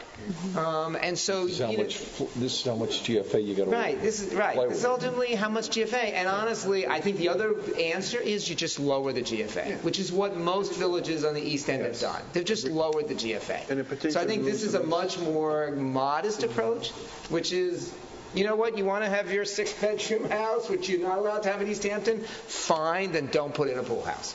I mean, that's really, I think, ultimately what we're saying. You got to decide. You can't have it both ways because the impact on the neighbors is so large. And it goes back to, I mean, we address parking, defining a parking spot, and all of that stuff, because people were putting 7, 8, 9-bedroom houses on half-acre properties, and they had 4 parking spots. So that flowed into the street, or they're parking all over their lawns or the trees or whatever. And these are not people who are building and buying to live here and be part of our community. And that's part of the issue. Yeah. I think this helps remove the size of some of these obscene houses. I'm not saying I'm objecting to anything. I'm just asking the questions so that I understand it. No, you're going to get those questions asked to you. So I think whatever we do is going to have an impact. So, I think what was most important to me on a personal level is to see the study which showed that the size of houses is bigger than it's ever been. Yeah. So, I just, honestly, I personally assumed we're just seeing more of the type of houses we saw around the street. It's not true. It's just not true. It's just not the facts. The facts are houses throughout the village are larger and will get larger because there's such a disparity between what you can build and what you currently have on so many of our streets. So either you reduce the GFA or you find other ways to try to reduce the impact of the neighbors. But you can't reduce the impact of these much larger houses and not change in some way in the code. I think it's a good point. You're right. But what will happen is that people will no longer have full houses. They'll just attach it to the house. So they'll be like me and have to bring their stuff out from their garage. Okay. Yes. Bob. Hey, Bob. Yeah, Bob S.A., Planning Commission. I agree with what Paul proposed. I don't want our village to look like Queens Village. I can think of a half a dozen properties in this village, and there's one particular sticks out in my head on David White's Lane and Pulaski Street. There's a good example of what is overbuilt on. Did you tell him? When it was campaigning, did you say something to him? Because I know someone up here who said something to him. It gives the people the opportunity to decide whether they want a bigger house or not. But then it gives them the opportunity. But you have to take in the lot coverage, what they're going to do. We had a gentleman on our board, I think it was Bob Pressman, was talking about a neighbor of his. He had 10 feet of grass. Every piece of the property was covered with something. That's not what I want to see in our village. I think we have to look at this thing. It gives them the opportunity to do whatever they want to do. If they want a bigger house, they can. If they want to have a smaller house and a pool house, it gives them. But we've got to have some type of constraint on how much of the property they fill. But if you go down Halsey Street and see what's happened down there, the houses there, they're just too big for the neighborhood. Thank you. Okay, so anyone else from the Planning Commission? Any of the board members you want? Yeah. In Eduardo's case, where he's got a flagpole lot, and so he's got a disproportionate percentage of his property. That's a good exemption to put in. That you don't count the flag lot portion. And is that the way you're doing it? Well, I think that's something we would think about adding in. Yeah, it would seem to me. Yeah, it seems to me. So I mean, a good portion of his property would be taken up in you end up with a dollhouse on a fairly... Just the thing, just don't count them. And then count the rest of it as a lot. Cut that from it. I don't think you should count the driveway, too. You have to have a driveway, and you have to have a minimum size driveway for the bedrooms that you have in the house. So since you have to have it, it's not something that you can decide not to have. It should not be counted. Or you could park in the street. Then you're going to reduce the size of the driveway and park in the street. Well, I mean, then what would be the question? And you change the if you don't include the driveway, then you change the formula. I mean, it has to be included somehow, because something has to be included to reduce the pools on the sides of the pool and the sides of the pool house and what have you. I mean, it's got to be. It's got to. Stuff has got to be honestly, reduced. and I think that is another way to do it. I was trying to be sort of, do what you want. Right. You want a big driveway, do a big driveway. You want a patio, do a patio. I'm going to tell you what to do. Just make sure it's 65% of it is vegetated, which is really, I think, looking at the environmental impact. Again, water doesn't care whether it's a patio or a driveway or a pool house. It's still water, and it still is going off the site into the street, into our drainage, into the lakes, into the ponds, into the ocean. It really doesn't matter. And so I think we need to, my own feeling is we need to think in a broader way how we environmentally deal with what's really happening in this village, and this is a lot cheaper and I think more efficient than the other ways you deal with these environmentals. So that's the reason we didn't include driveways, but Eduardo has a fair point. Let me just say, maybe to close, that one thing I think is you can see we've had a very healthy debate on the Planning Commission. We represent a very broad range of views, and people have spent a lot of hours on this. I want to really do a shout out to the members of the commission who have put in many hours, many Saturdays and Sundays to really try to start to get this through the process. Unfortunately, I missed the meetings where they made sure I was not around. Correct. And then they passed it, I came back. So You know what? You never miss a meeting because they put you in charge and sign you up for something. And I'm just going to add that for the communities that include driveways and the impervious cover, our formula is actually quite generous. So it's not unreasonable at all when you compare it to other places. Thank you. Okay, and I do know that there's other legislation that we're working on that are a result of the studies and stuff. Yeah. I mean, I think that we should schedule a public hearing on this and start the process on what the changes that we made. Maybe in the next round we look at the pole portion of the flag lot. As far as the formula, maybe make a change on that. Yeah, I think that's the revision. I think we should get moving. Right. So let me ask you this, because for a very long time, what I do, everyone knows I'm in real estate, and I've seen a lot of changes over the years. Right. And, the big thing that most people wanted when they had a larger lot, like a 2-acre lot or a 3-acre lot, they all wanted it all. I mean, they basically wanted a good-sized house with a garage, at least a 2-car garage. Some people want 3- and 4-car garages now. A pool house, a tennis court, a pool. So if you were to have a 2-acre parcel, you won't be able to fit a tennis court anymore, will you? I mean, depending on the size of the house. It will depend on the size of the house. It's a huge amount taken out of the. I'm not well, again, the proponent. I'm just trying to understand it. There are different ways. Number one, you could do a grass court, in which case it would be vegetated. Okay. But the second point would be, I think actually in a 2-acre lot, you should be, depending on the size of the house. Again, we're saying, fine, if you want a tennis court, then don't do a 5-car parking garage. Right. Decide what you want. Right. We're not telling you can't have a tennis court or you can't have a pool. And by the way, a lot of towns have.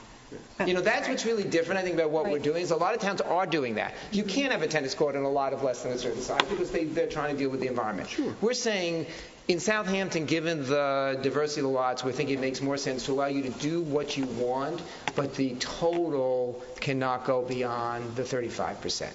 And so, fine, do your tennis court, have a 2-car garage instead. Is a clay court pervious? Sorry? Is a clay court? I don't think so. Yeah. The water doesn't penetrate? No, because it's clay. But what about the all-weather ones? That does, I think, doesn't it? All-weather courts where they're those Can I just, again, I think, and we will consider all this. We have a planning commission meeting before the public hearing, so we'll go through this. But I think, again, I'm trying to make it really easy for the building department. It's either green and grass or it's not. That's wonderful. It's not clay. It's either green or grass or it's not, because I think it should just make his job impossible. Yes. Right. Really make his job removes their impossible. interpretation of it, Right. and I agree with that. Right. No. So that's So that's great. So, Thank you.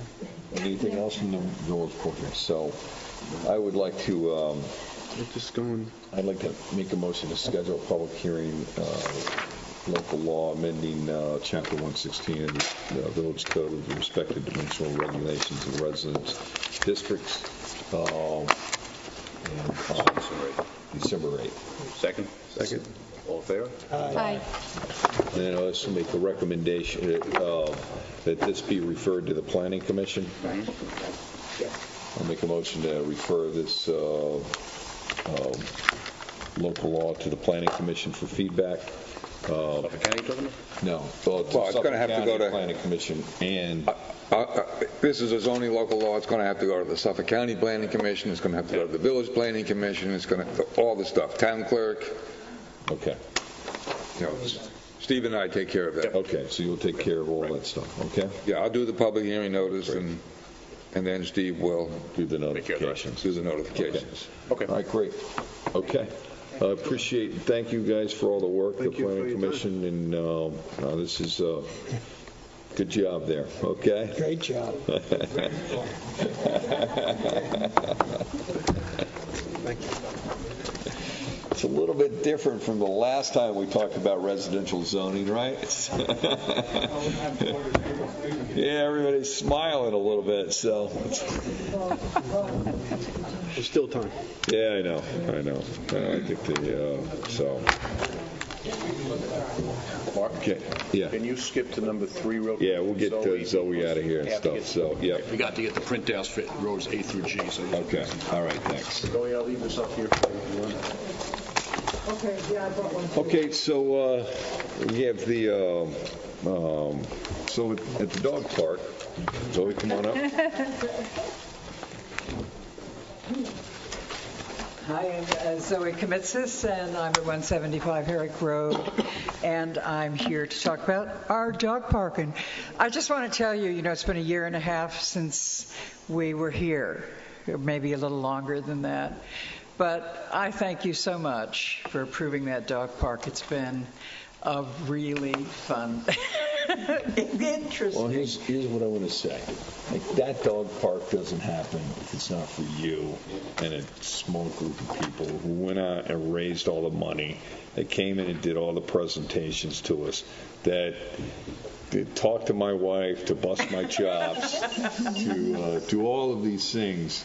And, I mean, it doesn't happen without activism from people like yourself. Well, it's really a wonderful group of people that shepherd it, and they watch over it, and they just settle disputes. It's like our own little inner sanctum. And the one of our dog park members, or not members, but visitors, was an expert in trees. And he said, Zoe, look at the bark of the tree. And we have, as our dog park has become more and more popular, we've had a lot of dogs from the city, from East Hampton, from Montauk, from Sag Harbor. We are Sag Harbor's dog park. And West Hampton, Hampton Bays. We are astounded. But what's happened is that the bark of the tree started to turn a different color. And we're talking about protecting our trees at this meeting. Well, anybody who wants to get rid of a tree, we have some culprits that could help you do it really quickly. But we decided, we didn't want it to look like this artificially pretty little fence around, because we have 12 trees. And we're even doing one in the parking lot because every dog that gets out of his car goes to that tree. So we went to a local man who has a wonderful name. His name is Robert Mojo, and he's at Rusted Rebels. And we just said, can you create something for us that would disappear, that would be totally maintenance-free, and that would protect our trees? And so he came up with a prototype, which we've got here. And it's made of stainless steel. It goes into the ground. And we're not asking you for money for it because we still have some money in our funds because we've continued to sell benches. So the dog park fund still has $22,000 in it. I think originally we raised $125,000, and then we've continued to raise money. And so we had him do a prototype, and everyone at the dog park, except maybe one person, likes this. So we thought that was pretty good. But it's stainless steel. Gary and Larry, the park superintendent and the public works superintendent, both like it. Nancy came and looked at it. Our mayor looked at it. It's a very clean design, and when you get back from it, it really disappears. So you see the trees. So what I'm just trying to do now is to tell you that we've spent $1,400 on this particular fence. It will never need maintenance, doesn't need painting. Larry said he could mulch if it gets to be a problem. He loves it because it took it away from his responsibility.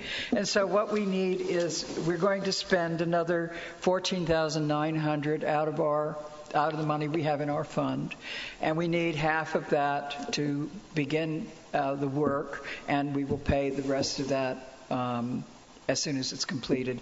And he wants to complete it by December 4th, but we're a little late getting him the money to start. So, but we're asking for approval. Yeah. I mean, this is another. I did see what it looks like. Yeah, sure. It's in our book. Oh, okay. And it can be. It's put together. He's done a beautiful, clean design, and it clamps together so you can unclamp it without having to cut it. Mm-hmm. So it can be taken down if necessary. But the dogs have not crashed into it. They haven't even peed on it. They go right back to the benches. I was going to say, isn't that kind of counterintuitive to the dog park? Aren't they supposed to be able to pee on a tree? I mean, isn't that what dogs do? Unfortunately, the trees will fall over and die. And I never realized it until Bill Miller, who is the expert. I mean, he's the one that watches over my copper beech tree, by the way, which I'm terrified that someone will chop down when I die. But he said that we must protect the trees, so we started on it right away. And I actually, when I saw it, I thought that these openings looked large to me, but when I went over there, they're not. Well, it was large at the beginning. The first picture you saw was in his workshop. Oh, okay. And one of the things we said was little dogs can get through that, so we need to add another spoke. So we really developed it particularly. Good. This is a unique fence. You won't find this anywhere else. It's been designed for us, and these go into the ground. There are 4 points that go deep into the ground, and then the little ones between the 4 points go 2 to 3 inches into the ground. Mm-hmm. So it's very secure. The dogs can't get hurt. No one can impale themselves. It's great. I think it's great. Thank you again. Do we need to make a motion to go into the fund there? No, she has funds there, but she just wants to explain. It's our property. So. I just wanted you to see it because I think it's a major enough undertaking that you ought to approve the look of it, and we didn't want to do this behind your back. No, I mean, I went up there for Christmas. We couldn't put lights on it. The dogs would electrocute themselves. Battery operated. I also thank you for the lights on the posts that you did at the first year when the time changed. I called up Gary and said, Gary, people don't get off work until 5 o'clock, and the park closes at dusk. So they put 2 big lamps on the 2 telephone poles, and people are there till 7 o'clock, and it's just great. It's at Real Town Square over there, Village Square. No, it really is. Yeah, it is. Yeah. Thanks, guys. Like nursery school, you go I would and you tell meet- Rusted Rebels to go ahead Yes. to start right away. soldering. Go ahead. Thanks a lot. All right, thank you. Thank you. Thank you for everything. Thanks, Thank you. Thanks.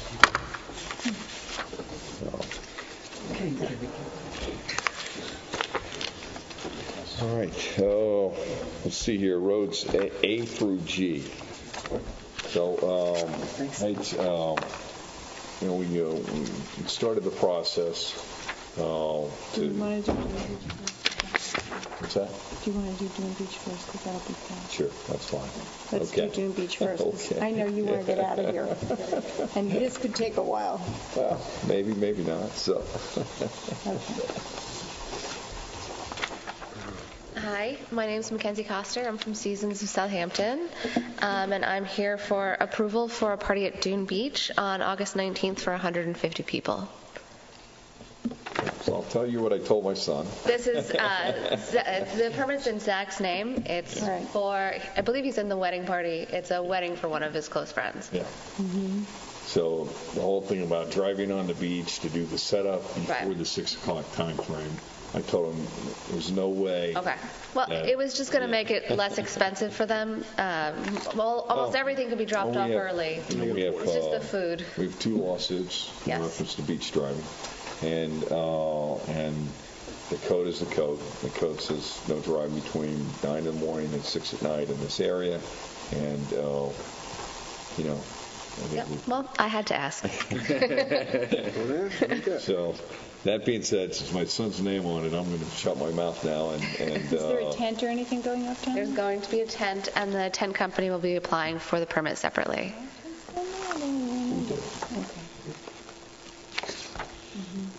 Those restrooms are open down there, or are they? I would, yes, on the permit, I would request that the restrooms be open. They would be. They usually are. When is the date of this party? August 19th. Doesn't run into anything that we've historically had, fire department, Not in ambulance, August, no. It's usually September. The PBA party down there. Yeah. And after Labor Starts Day. at 3 o'clock in the afternoon? No, it starts at 6. I was trying to see if I could request early vehicle access, but I can't. So That's a no. So you go down the boardwalk and you get to the beach. Is it going to be to the right, to the left? What is it going to be? That's going to depend on how the beach is looking, the direction of the weather. It's all going to depend on what the beach is like that week. We generally like to keep it as centered as possible. We don't want it to be too close to the water. We like to be able to have vehicle access on either side of it if possible. Is there anything out of scope than what you've done down there before? No. Okay. It's in front of us because of the number of people. It's in front of you because it's over 100 people. And the bonfire will be contained. Yep. Otherwise, the usual. One of you guys is going to have to act on it because I can't, so one way or the other. So. Well, I'll gonna make a abstain. motion. I'll make obviously making a correction to 6 p.m. start, but I'll make a motion to accept the application submitted to us for the party on August 19, 2017 at Dune Beach by Robert Zachary, I believe. Second. All in favor? Aye. I'm not familiar with that name, but abstention from you, sir? Yes, yes, sir. All right, well, there you go. All right, good. Okay. Thank you very much. Okay, let's see here. Roads A through G. So, we have one of the things that we have are required to do as per the deed transfer is to maintain beach access for roads from Halsey Neck west. That means Meadow Lane is part of that, and then roads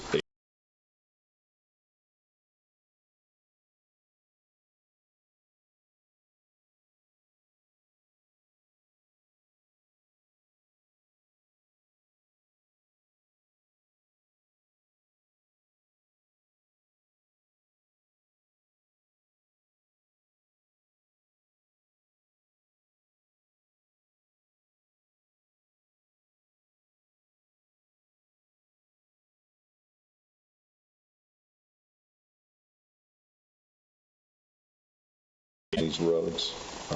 I'm not in favor of that, and I'm not in favor of widening it. I'm not in favor of opening the dune system at each one of these roads to allow beach access, vehicular beach access, and because I think it breaches the integrity of the dune system. And I said it before, the town trustees are, they've not taken any type of action. So, I talked about introducing legislation to make each one of those letter roads no parking area, and set up a fine for a violation on that. I don't know if we need to do that right now, to be honest with you, after going down and looking at those roads, because there's a lot of vegetation in there, and it's with the paths. But I want to get feedback from you guys. That's my opinion on this. Well, I think the only road that they'd be able to park on is A, which the neighbor next door filled in, which I think we should consider maybe asking them to take that fill out of there. It's just dirt. Yes. And it's really not indigenous to that area. But, and Fran, maybe you can answer the question, what roads do you, because you brought up a very important thing, emergency access. What roads can you get through now on the alphabet roads that you don't need to breach a dune?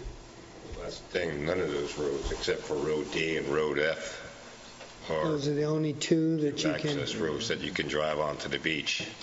Now, if you had Road C open, you could just drive on the beach right to the party and have your party right there without driving past anybody's houses. If you know what I mean? I think that's part of this of wetland. I think might be a little more. That's all wetlands. Might be a little marshy in there, and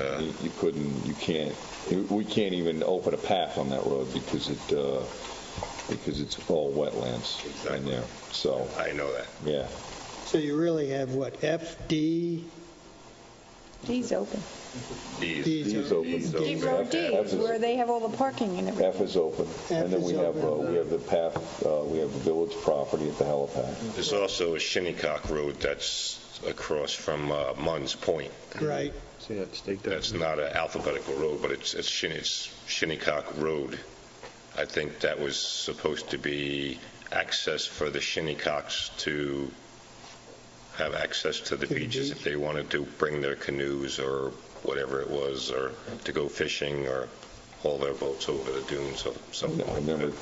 I haven't seen. So that's not part of A, B, C, E, F, or G. That's in addition. There's stakes there. It's Shinnecock Road. It was part of canoe sticker by Munns Point there, where I guess they closed the road down and he deeded over the property to put Munns Point out there and give more parking. So maybe if you could have more parking, make more parking maybe at Munns Point to have more access so we can travel over to the beach there. Yeah, I don't know the status of that deal. I've never seen that deal. I have to go do research. We have to go and check out Shinnecock before I would have to be able, before I'd want to respond to you on that. Okay. So. Okay. But I just said, you have Road A is on the bay side too, so that has parking there. So for a few vehicles, I don't understand why we couldn't have access to a couple spots over on the ocean side. Some of these roads, you don't have to pave them or anything like that. Like the bay roads is not paved; they're just road, sand and hardened sand that's been there for a while. That people launch their boats. I actually launched my boat there to go duck hunting. So, so maybe we could have just a couple spots. You don't have to open up the whole roads to, park all the way up to the dune. Just maybe open up a couple spots so we can have some people can access the beach there.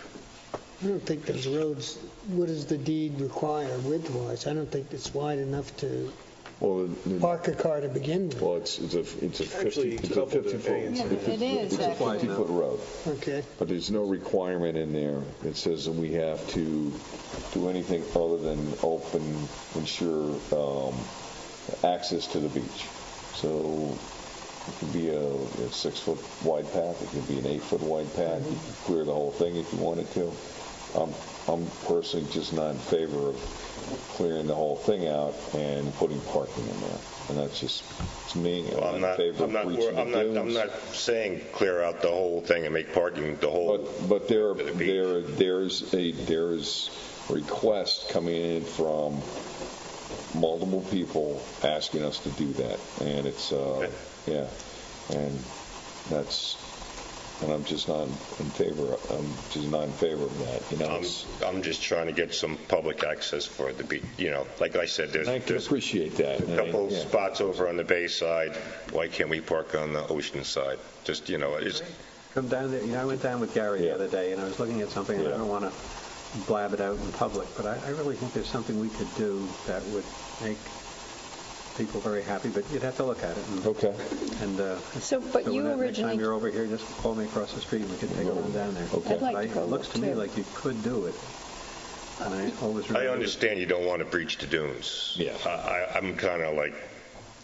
I don't want to breach the dunes. I mean, we're just talking about. When you look at some of the houses down on Dune Road, especially that.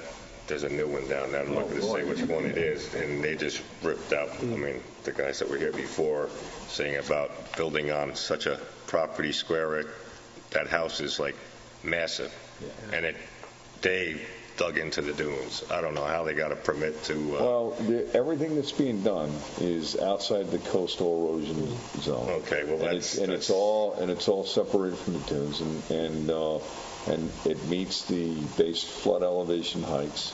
I understand that, but it's just it's just when you look at it, I'm just. Well, it's also amazed. It looks obscene. You're right. Yeah, well, that's looks like an Islamic temple or something like that. So I think there's I don't want to say. So we're going to move on. So so it meets the base flood plain elevation, the BFE, and those all changed after Sandy and so.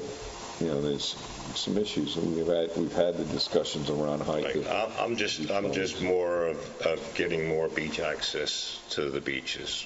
So you brought up the question of emergency vehicles. Yes. I mean, if you'd have to breach the dunes in order to get these emergency vehicles down there. True. And then once you clear a path for those emergency vehicles, you clear a path for everyone. That's right. Well, that's what the roads were supposed to be for, is for people to bring their carts to transfer. But let me just say this: there are other entrances that and they can travel along the beach to get there. It's not like they can't get there; they can get there. Sometimes. It depends on beach erosion. That's another key point, too, on beach erosions, because sometimes it gets coved out in front of somebody's house, and if you go on in Halsey Neck, sometimes you can't make it past the castle. Castle's gone. All right, well, now it's Calvin's house. No, but now we have a new castle replacing the old castle. But it's not like the castle that was there. Oh, I know. That's a shame, too. World's biggest fish tank. Yeah. I mean, it's just I'm not a fan of breaching the dunes. I understand. I'm not a fan of opening it up, and I'm not. And my thing I keep going back to is that why is the town of Southampton and the town trustees not being proactive in providing additional parking, and additional beach drive-on, beach access throughout the town of Southampton? Well, dang it, I don't even go in there with that, but it's access for the public. It's not, you can't, if you open those roads up, we're still not going to be able to go on there until after 6 o'clock, or, Well, you won't be able to because you can't. 6 o'clock at night, you're not allowed on the beach. So that's not even a question of parking or driving on the beach. I understand you did, the picnic area is the picnic area, and it's a tough and hard ball that we're not going to talk about that because that's a whole other issue, and we're not going to talk about that. So, I mean, a few points of mine, if I will. I understand the points you're making, Mayor. I like to just separate them instead of all lumping them together. The breaching of the dunes for any type of driving access, I don't even think that needs to be discussed at this juncture. Down the road, perhaps, whatever. I believe in access to all. I know a sticking point of yours and mine, quite honestly, because we've been at the table together with them, and I've actually had some other issues with them. Of the trustees' inability or lack of interest to do exactly what you said, to put parking in. But again, on behalf of the public, that shouldn't be the public's issue. That shouldn't be their problem. They shouldn't be penalized, whether it's us or the trustees or whatever. We do have a couple of roads cleared, A and C in particular, A in particular. I think it's rather disingenuous on anybody's behalf to make a clearing and say you can access that beach, but we won't allow you to park a vehicle anywhere to get to it. I think that's extremely counterintuitive. Now, opening parking to all beaches or clearing every path, no. I don't think there are people asking for that. It's prohibitive because of the wetlands, but you do. But I know what there are. I know the same people, but I'm saying we don't have to adhere to that. I'm just saying at the very least, A and C, A in particular, they are clear. C, you can drive up there, and there's actually a turnaround. Yes, I know. And then that was also done by the private people who own it. So they've already been broached by the property owners, which they weren't even supposed to. So they've already been used for access the way they weren't supposed to. That's what got the public in an uproar. They're saying... Which one was C? Did you say C? The one that the guy put the chain in front of. Which one was So he used it for his own access, for his landscaping, but he didn't let the public. So that was one of the things that got the public. No, the chain's gone. No, it's chain gone. It's gone now. Got a nice road going up to the back of his property with nice big gates in it. You know, I agree with Franny and some of like-minded, not some of the zealots, but there's an opportunity to, we're saying we can clear it, and you can access it. Doesn't have to be four-wheel drive access. There is already some footpaths to get to it. Again, and there is some clearing, especially in A, that wouldn't prohibit a couple of vehicles. Doesn't have to be paved, doesn't have to be marked, doesn't have to be stoned or anything. But I'm not for breaching it down. I don't think that's part of the argument right now. I don't think there needs to be the trustee argument. I get that. Been there at the table with you, but I don't want to penalize the public for something that they shouldn't be penalized for. And thirdly, more importantly, I think it's disingenuous to clear it for them, but say you can't park here. And I understand the burden part. You know the part that's been brought up in the past, that why should the village take on the burden for outside village residents? That's what we do here. Whether we are the epicenter, we are the draw, we are the destination. Case in point, Zoe just mentioned that majority of the people, I think she called it Sag Harbor Park, the majority of the people who use our village dog park are not even from within the village. So I didn't hear her say that. Yes, she did say that. No, she did say that we get people coming from Sag Harbor. It's called Sag Harbor people Park. Coming from other West End, areas, all over the place. But she didn't say the majority of the people come from out of our community. I didn't say it was a majority, but I'm saying other people use. Well, she called it Sag Harbor Park. Who would drive 10 miles? I guess I didn't know either, but according to her, they do. Really? My point is that we already do a lot of things in the village These that aren't men outside that do this, communities. are they? Huh? Yeah. Men don't do this, do No, they? they do. They do. Mm-hmm. So the whole idea of taking on an extra burden, we do that on a routine basis. So I am more interested in the Shinnecock Road. We need to take a look at the Shinnecock Road. It's there. It's mapped out. So. But Sorry, it's been a long night. Yeah. Because if there's parking across the street, Well, already that's what I'm that's saying. one's point. Then people could park there and go over and walk that path. You need more because people like to go fishing at Munns Point, and I mean, there's a lot of parking at Munns Point, isn't there? No, it's a fairly limited amount of There's probably, and then you got the handicap parking stickers there, park spots there. There's a lot of wetlands over in that area too, and that's one of the big problems is when I just you get don't know why is there no parking all the way down on Dune Road? Like the whole road is no parking. Like I think that's more environment. I don't know. Environments. Well, part of it's safety. That's a big piece of it. Well, years ago, there used to be able to park down Dune Road, and on the weekends. Park on the side of the road and walked over to wherever the beach. But it got crazy. Years ago, there was a dirt road filled with potholes that you would practically sink your car in. Crazy, they got in water. On Dune Beach on the bay side. We built that, and then we got called in by the DEC. Yeah, I remember that.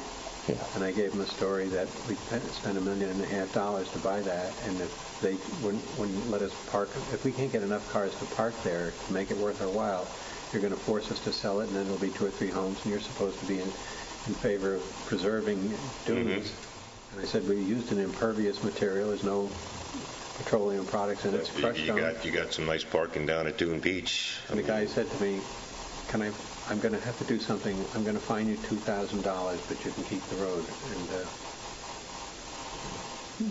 But well, that's what I'm just saying. I'm just asking for some little more parking. I mean, I'm not asking to blow the roads open and put.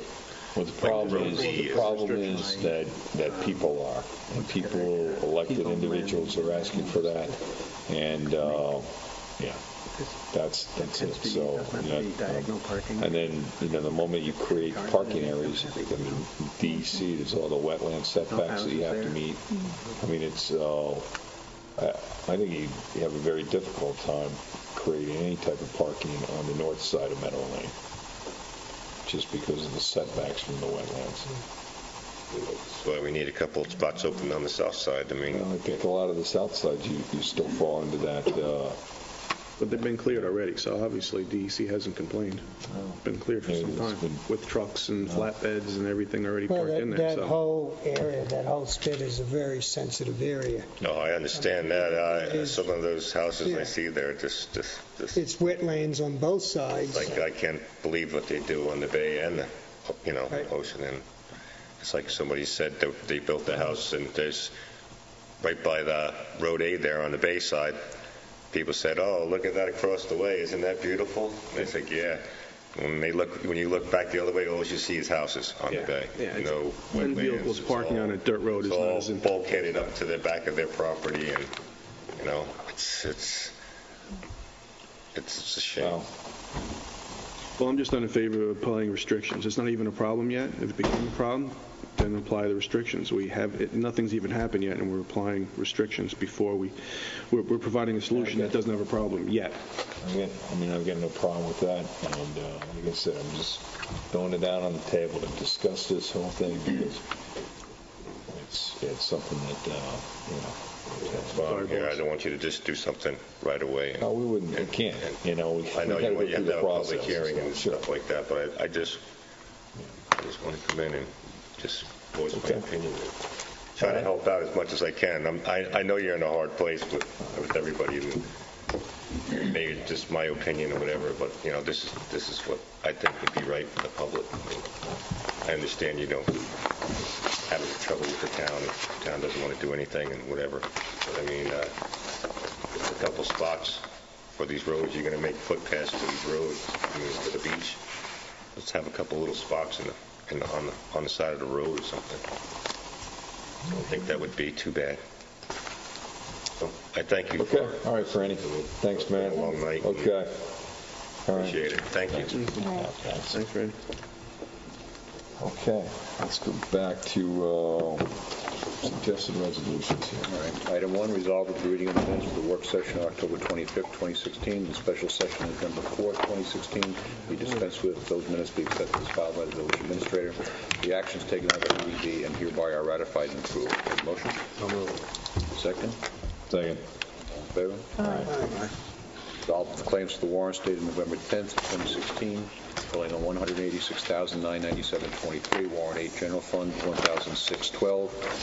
Warrant 6, Trust Fund, $80,370.05. Warrant 6, Capital Reserve Fund, and village payrolls for the period from October 14th, 2016 to November 10th, 2016.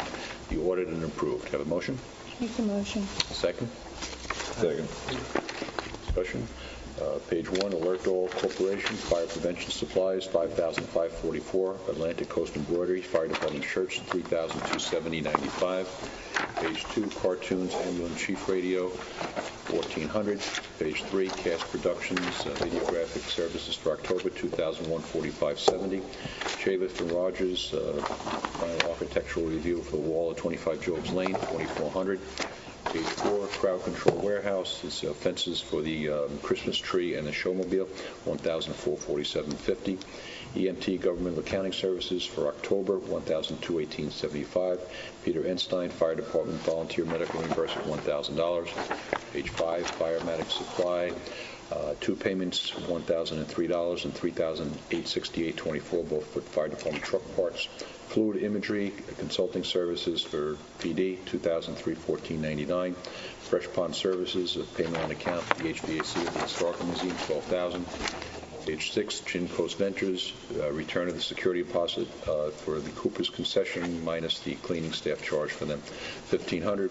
Global Montello Group, 2,502 gallons of diesel fuel, $4,144.40. Page 7, Herrick Hardware, going on to page 8, October Supplies, $1,204.85. Island Gutters, replacement of the gutters at PD, $16,750. Page 9, Johnson Electrical Construction Corp. Traffic signal maintenance for October, $1,350. Conklin Inc. Playground replacement parts for Agawam, $2,852. Page 10, Lynch's Garden Center, October Supplies, $2,238.90. James McWilliams Fire Department Volunteer, $1,000 medical reimbursement. Modern Warrior Inc.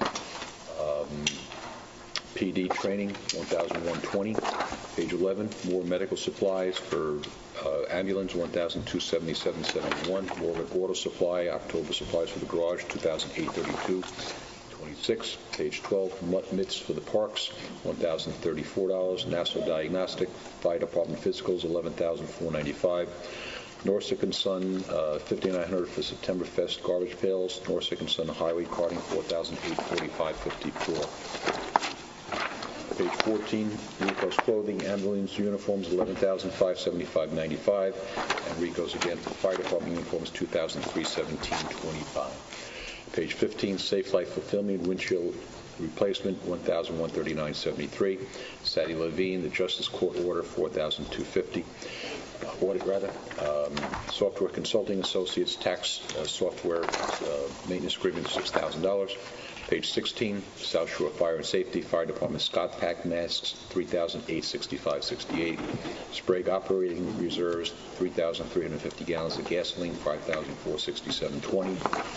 Press Newspaper Group, advertising, particularly the leaf pickup, $1,311.10.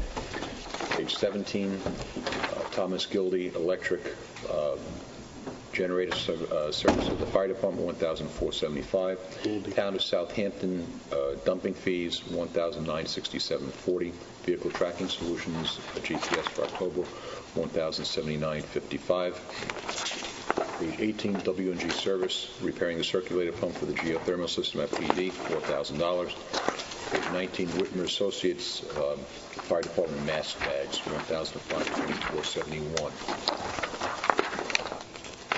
Next warrant is the trust warrant, Rusted Rebels, prototype tree fence that Zoe described here, $1,400. And then the Capital Reserve warrant, Shaliff and Rogers on 51 Pond Lane, $15,016.29. And 2 payments to Van Berlo Ford for 2 PD Cruisers, $32,676.88. Discussion? All in favor? Aye. 3, resolve that the Board of Trustees shall hold a public hearing at its December 8th, 2016 board meeting to consider the proposed grant to the Village of Southampton of a conservation easement with respect to the property located at 20 Gin Lane, Southampton, New York. Have a motion? I'll make that motion. Second? Second. Discussion? Rich, you want to expand on that, please? Okay, the owner of 20 Gin Lane is proposing to grant to the village a conservation easement covering the 20 Gin Lane property. Before we can consider accepting it, we need to have a public hearing. It's the owner's obvious goal, among other things, is to achieve a tax exemption not from us, income tax exemption for donation of a conservation easement. And he needs to accomplish this by the end of the year in order to make it worthwhile to him. And so all you need to do now is schedule the public hearing. The public hearing would be at the December 8th meeting. Steve has a copy of the entire document. It's about 30 pages. Substantial, so I have 2 copies if you want. I can distribute copies to everybody if you want to take a look at it. The 20 Gem Lane, just to bring you up, was the Vetscamuto property that they subdivided into multiple properties, and the conservation easement would basically ensure not everything got built on over there. So that's my... So what does it do? So where is the easement? Is it in the center of the property? I'm a little confused. Oh, no, it's covering the whole property. It would make the property basically sterilized. Basically undevelopable. No buildings, no structures, no residential use, etc. Has to be open space conservation. The village wouldn't be the owner of the property. You would hold a conservation easement on the property. All the development rights to the property are given up as part of the conservation easement. They would still be the owner of the property, so so it's not for public access. The owner would still be entitled to owning the property and doing whatever you can do on vacant land. And what's their reasoning for They get a tax write-off. Oh, they get a charitable deduction. What does it do to our real estate tax? It would have to be assessed at a value that reflects the fact that it's not developable. So what does that mean? So what's the impact there? How much property are we talking about here? How much land? Let's see. Got to go to Trump University or something to do this? Sounds like the Donalds. It's about 2 acres. 2 acres? Yes. Which one is this again? Basically 2 acres. This is right next to me. I mean, it's... Right. Well, it basically on the other side prevents a house from being built there. But what part are they saying it's not going to be built? The ocean? So which part is it? Right now. It's a here's a survey if you want to look at the survey. It's a 2-acre lot which has various approvals in place, including this property was before you a couple of years ago for the moratorium exemption. And you granted an exemption from the moratorium. They've got the other approvals. I think they have a building permit in place. But there's a new owner who purchased the property from whoever got the various approvals, and he obviously wants a tax write-off, an income tax write-off. The benefit to the village is that it's open space, undevelopable forever. The burden to the village is, you don't get tax off. So which is it? Where is it on that? If you don't mind. It's a 20-foot. That right there? So that's the part that goes right along. Buildable lot. Buildable lot, and he wants to make it Ask Mark. by creating an easement. You want a better location for the property? He's familiar with it. We should get the people. That's it. So is that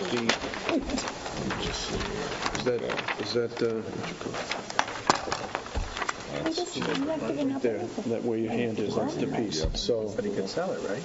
So is that going up to the border? I mean, where exactly? $5 million for 2 acres. Well, I don't know. You have to see what the other one's closed for. I can't remember off the top of my head. This one's closed for a lot of money. So is that like $12 or $13 million? because this is all that subdivision of 3 lots, right? No, they sold for like $7 million. Talking about this property. So it's this. It's the corner lot. It's this. So here's Gin Lane right here. Okay. So they built the one house that was right here. Right. It'd be And right this next is another one. So if you follow Gin Lane around, it does that. Yes. Okay.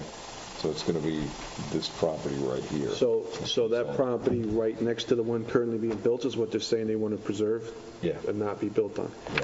But the third lot still can be Not built on? built there. So Yeah, it's not that's the still one, so this is the ocean right here? Right. All right, so they're allowing this to be built? No, that's not the ocean. No, the ocean. The ocean's back here. All right. So these are those three lots I got broken down. There's no house on that. There's no house there. So But I remember that one because the easement, because the road came in on it. Right. Yeah. So this one, they want to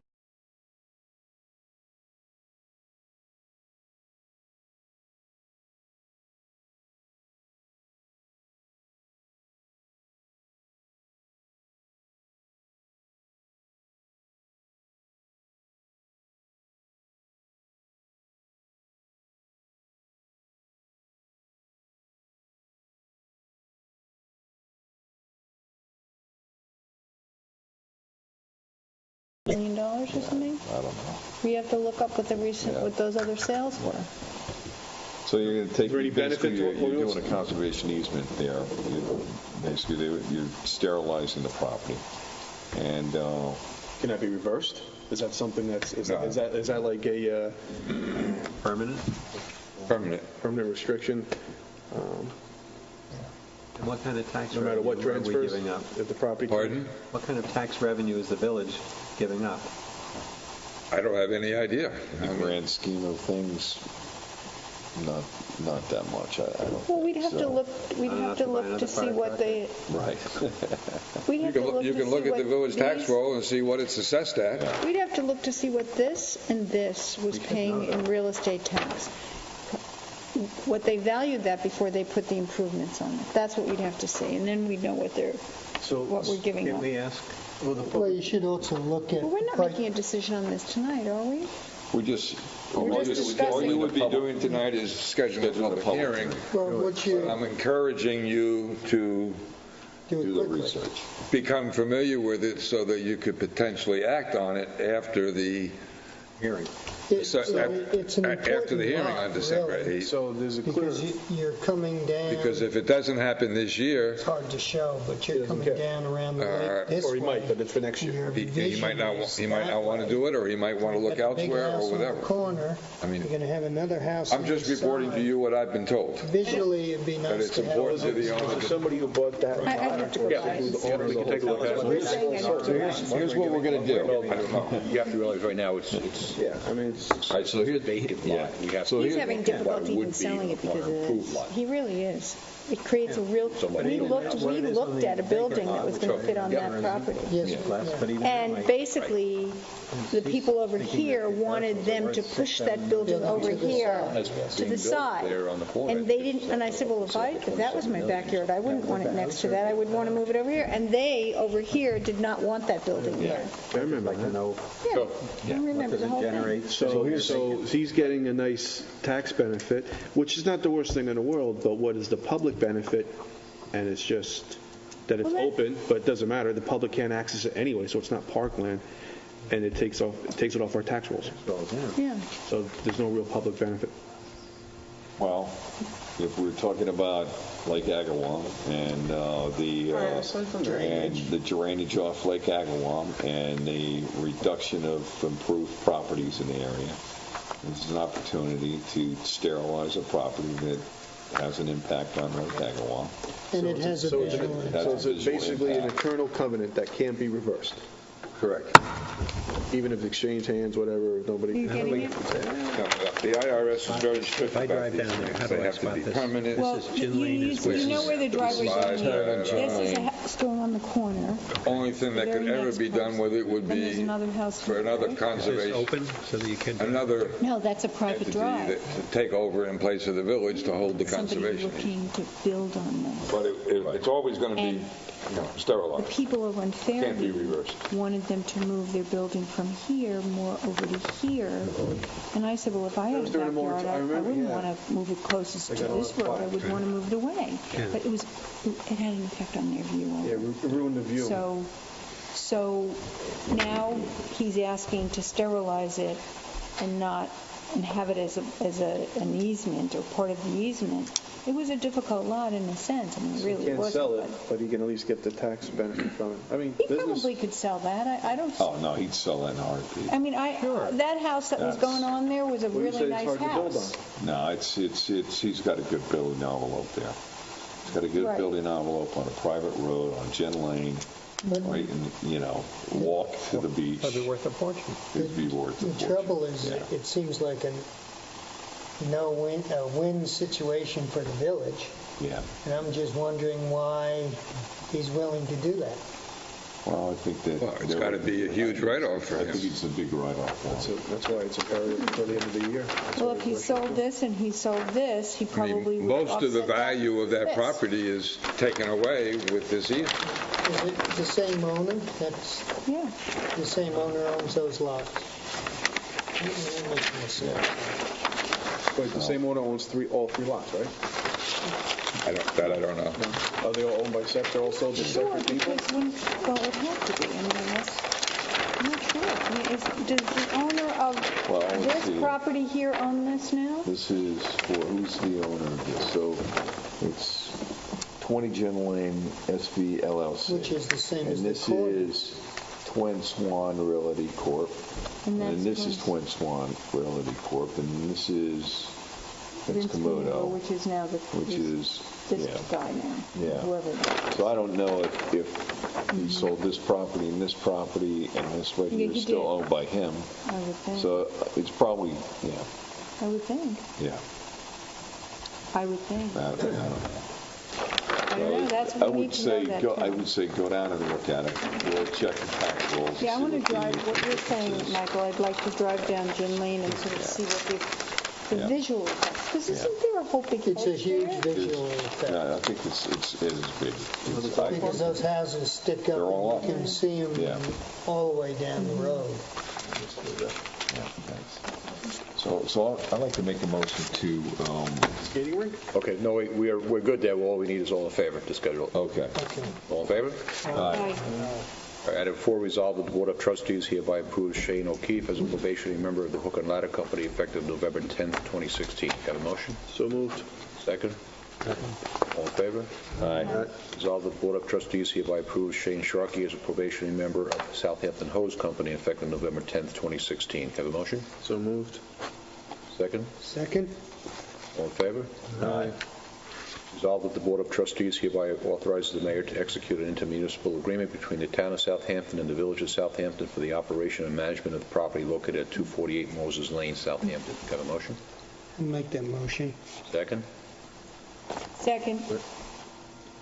This is the parkland that we were talking about, and just for all in favor? Aye. Item 7, resolved that the Board of Trustees hereby approves the resignation of ex-chief Dennis Roy from the Southampton Hose Company and approves him as a probationary member of the Agalon Engine Company effective November 10th, 2016. Have a motion? So moved. Second? All in favor? Aye. Resolved that the Board of Trustees hereby accepts the resignation of Patrick Barringer from the Southampton Hose Company effective November 9th, 2016. Have a motion? So moved. Second? Second. All in favor? Aye. Resolved that the Board of Trustees hereby approves the following budget transfer to eliminate overages for the period ending November 10, 2016. Coming out of building contractual, $12,000, going into building equipment, $12,000. Have a motion? Motion. Second? Second. All in favor? Aye.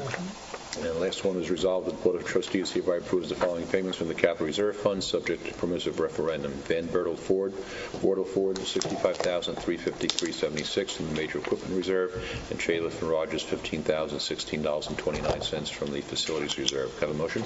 I'll make that move. Second? All in favor? Aye. Comments from board members here? Trustee Yanis? I think we said enough. And you mentioned Jake Buckite, so thank you.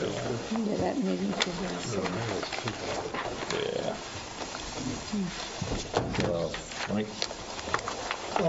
I'd really like to thank the Planning Commission for their efforts on their GFI, because if you've sat in on any of the meetings, there were some very interesting facts about the village that came out, from the variation of lot sizes to there was a discussion on side lots and building envelopes and centering the buildings.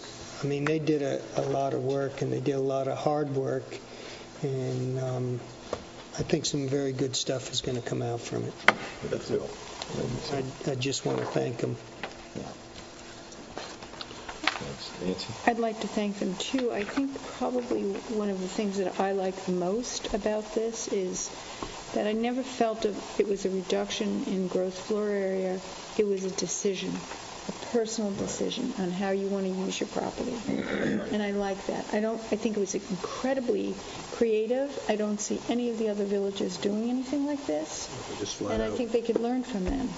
So I'd like to thank them as well. The other thing I want to talk about is our trees in our village business district. As everyone might have seen, we lost a big, beautiful elm on Job's Lane that just fell over in the road. And so what we did, thanks to the mayor and Gary Gillespie, we contracted with Bartlett Tree to come out and kind of give us an idea of what the interior of these trees are, because how do you really know? Are they completely rotted out on the interior? And unfortunately, there's another one near the Parish Art Museum that's going to have to come down because it's the same thing. And once we know that, we don't have a choice. And I know there'll be a lot of people who are really upset because it's a mature tree or appears to be a mature tree with a good umbrella over the street. But we don't have a choice because it could fall, just like the other one. And we were very lucky that there wasn't a car on the street, there wasn't a person on the street that was in the way, but you can't take a chance like that. And so we have to think about a lot of our trees in the village and take a really good look at them. And, we're working with Bartlett on the health of the trees on Main Street right now and trying to get them healthy. I think at the last meeting I mentioned that part of the problem with our trees in the village is the lack of irrigation, and we've had two summers that we had great drought during this period, and it's really affected our trees. So with our new sidewalks going in, which by the way look fabulous, I'm so excited. They're looking really beautiful color. So with that going in, you may have noticed some writing on the sidewalks, and that's to put in. Or originally they had some markings on the sidewalk. They ripped those sidewalks out. But that's to put in the future irrigation of our trees on Main Street. So we're starting with one side of the road, and then we'll go to the other. So I'm very excited. I think the guys are doing a great job. And they're moving fast. They're moving fast. It's unbelievable. I can't even get over how fast they've gone. Doing all the west side of Maine? I thought they were going to... No, they're doing the west of Maine and the north of the west of Maine and the north of Job's. So I'm just so excited. But there was some... finished? No, I say, is that it? For this year. Right, for this year. Well, they're going to do a section in front of Pottery Barn, and they're doing a section in front of CVS. Yeah. But was it always to do the whole west side of Main Street, or just in pockets? Yeah. And then next year we'll see that about doing the other side. It's already been done in the last couple of years. So, Well, that south side of Job's Lane is the worst. It is. It is. Like the south side of Hampton Road is pretty bad too. I didn't know we were leaving some spots that were still flat, but we're just... No, we're just cleaning it all up. But the south side of Job's Lane will get done in the spring. Yeah, I remember the side of Main Street. So, yeah.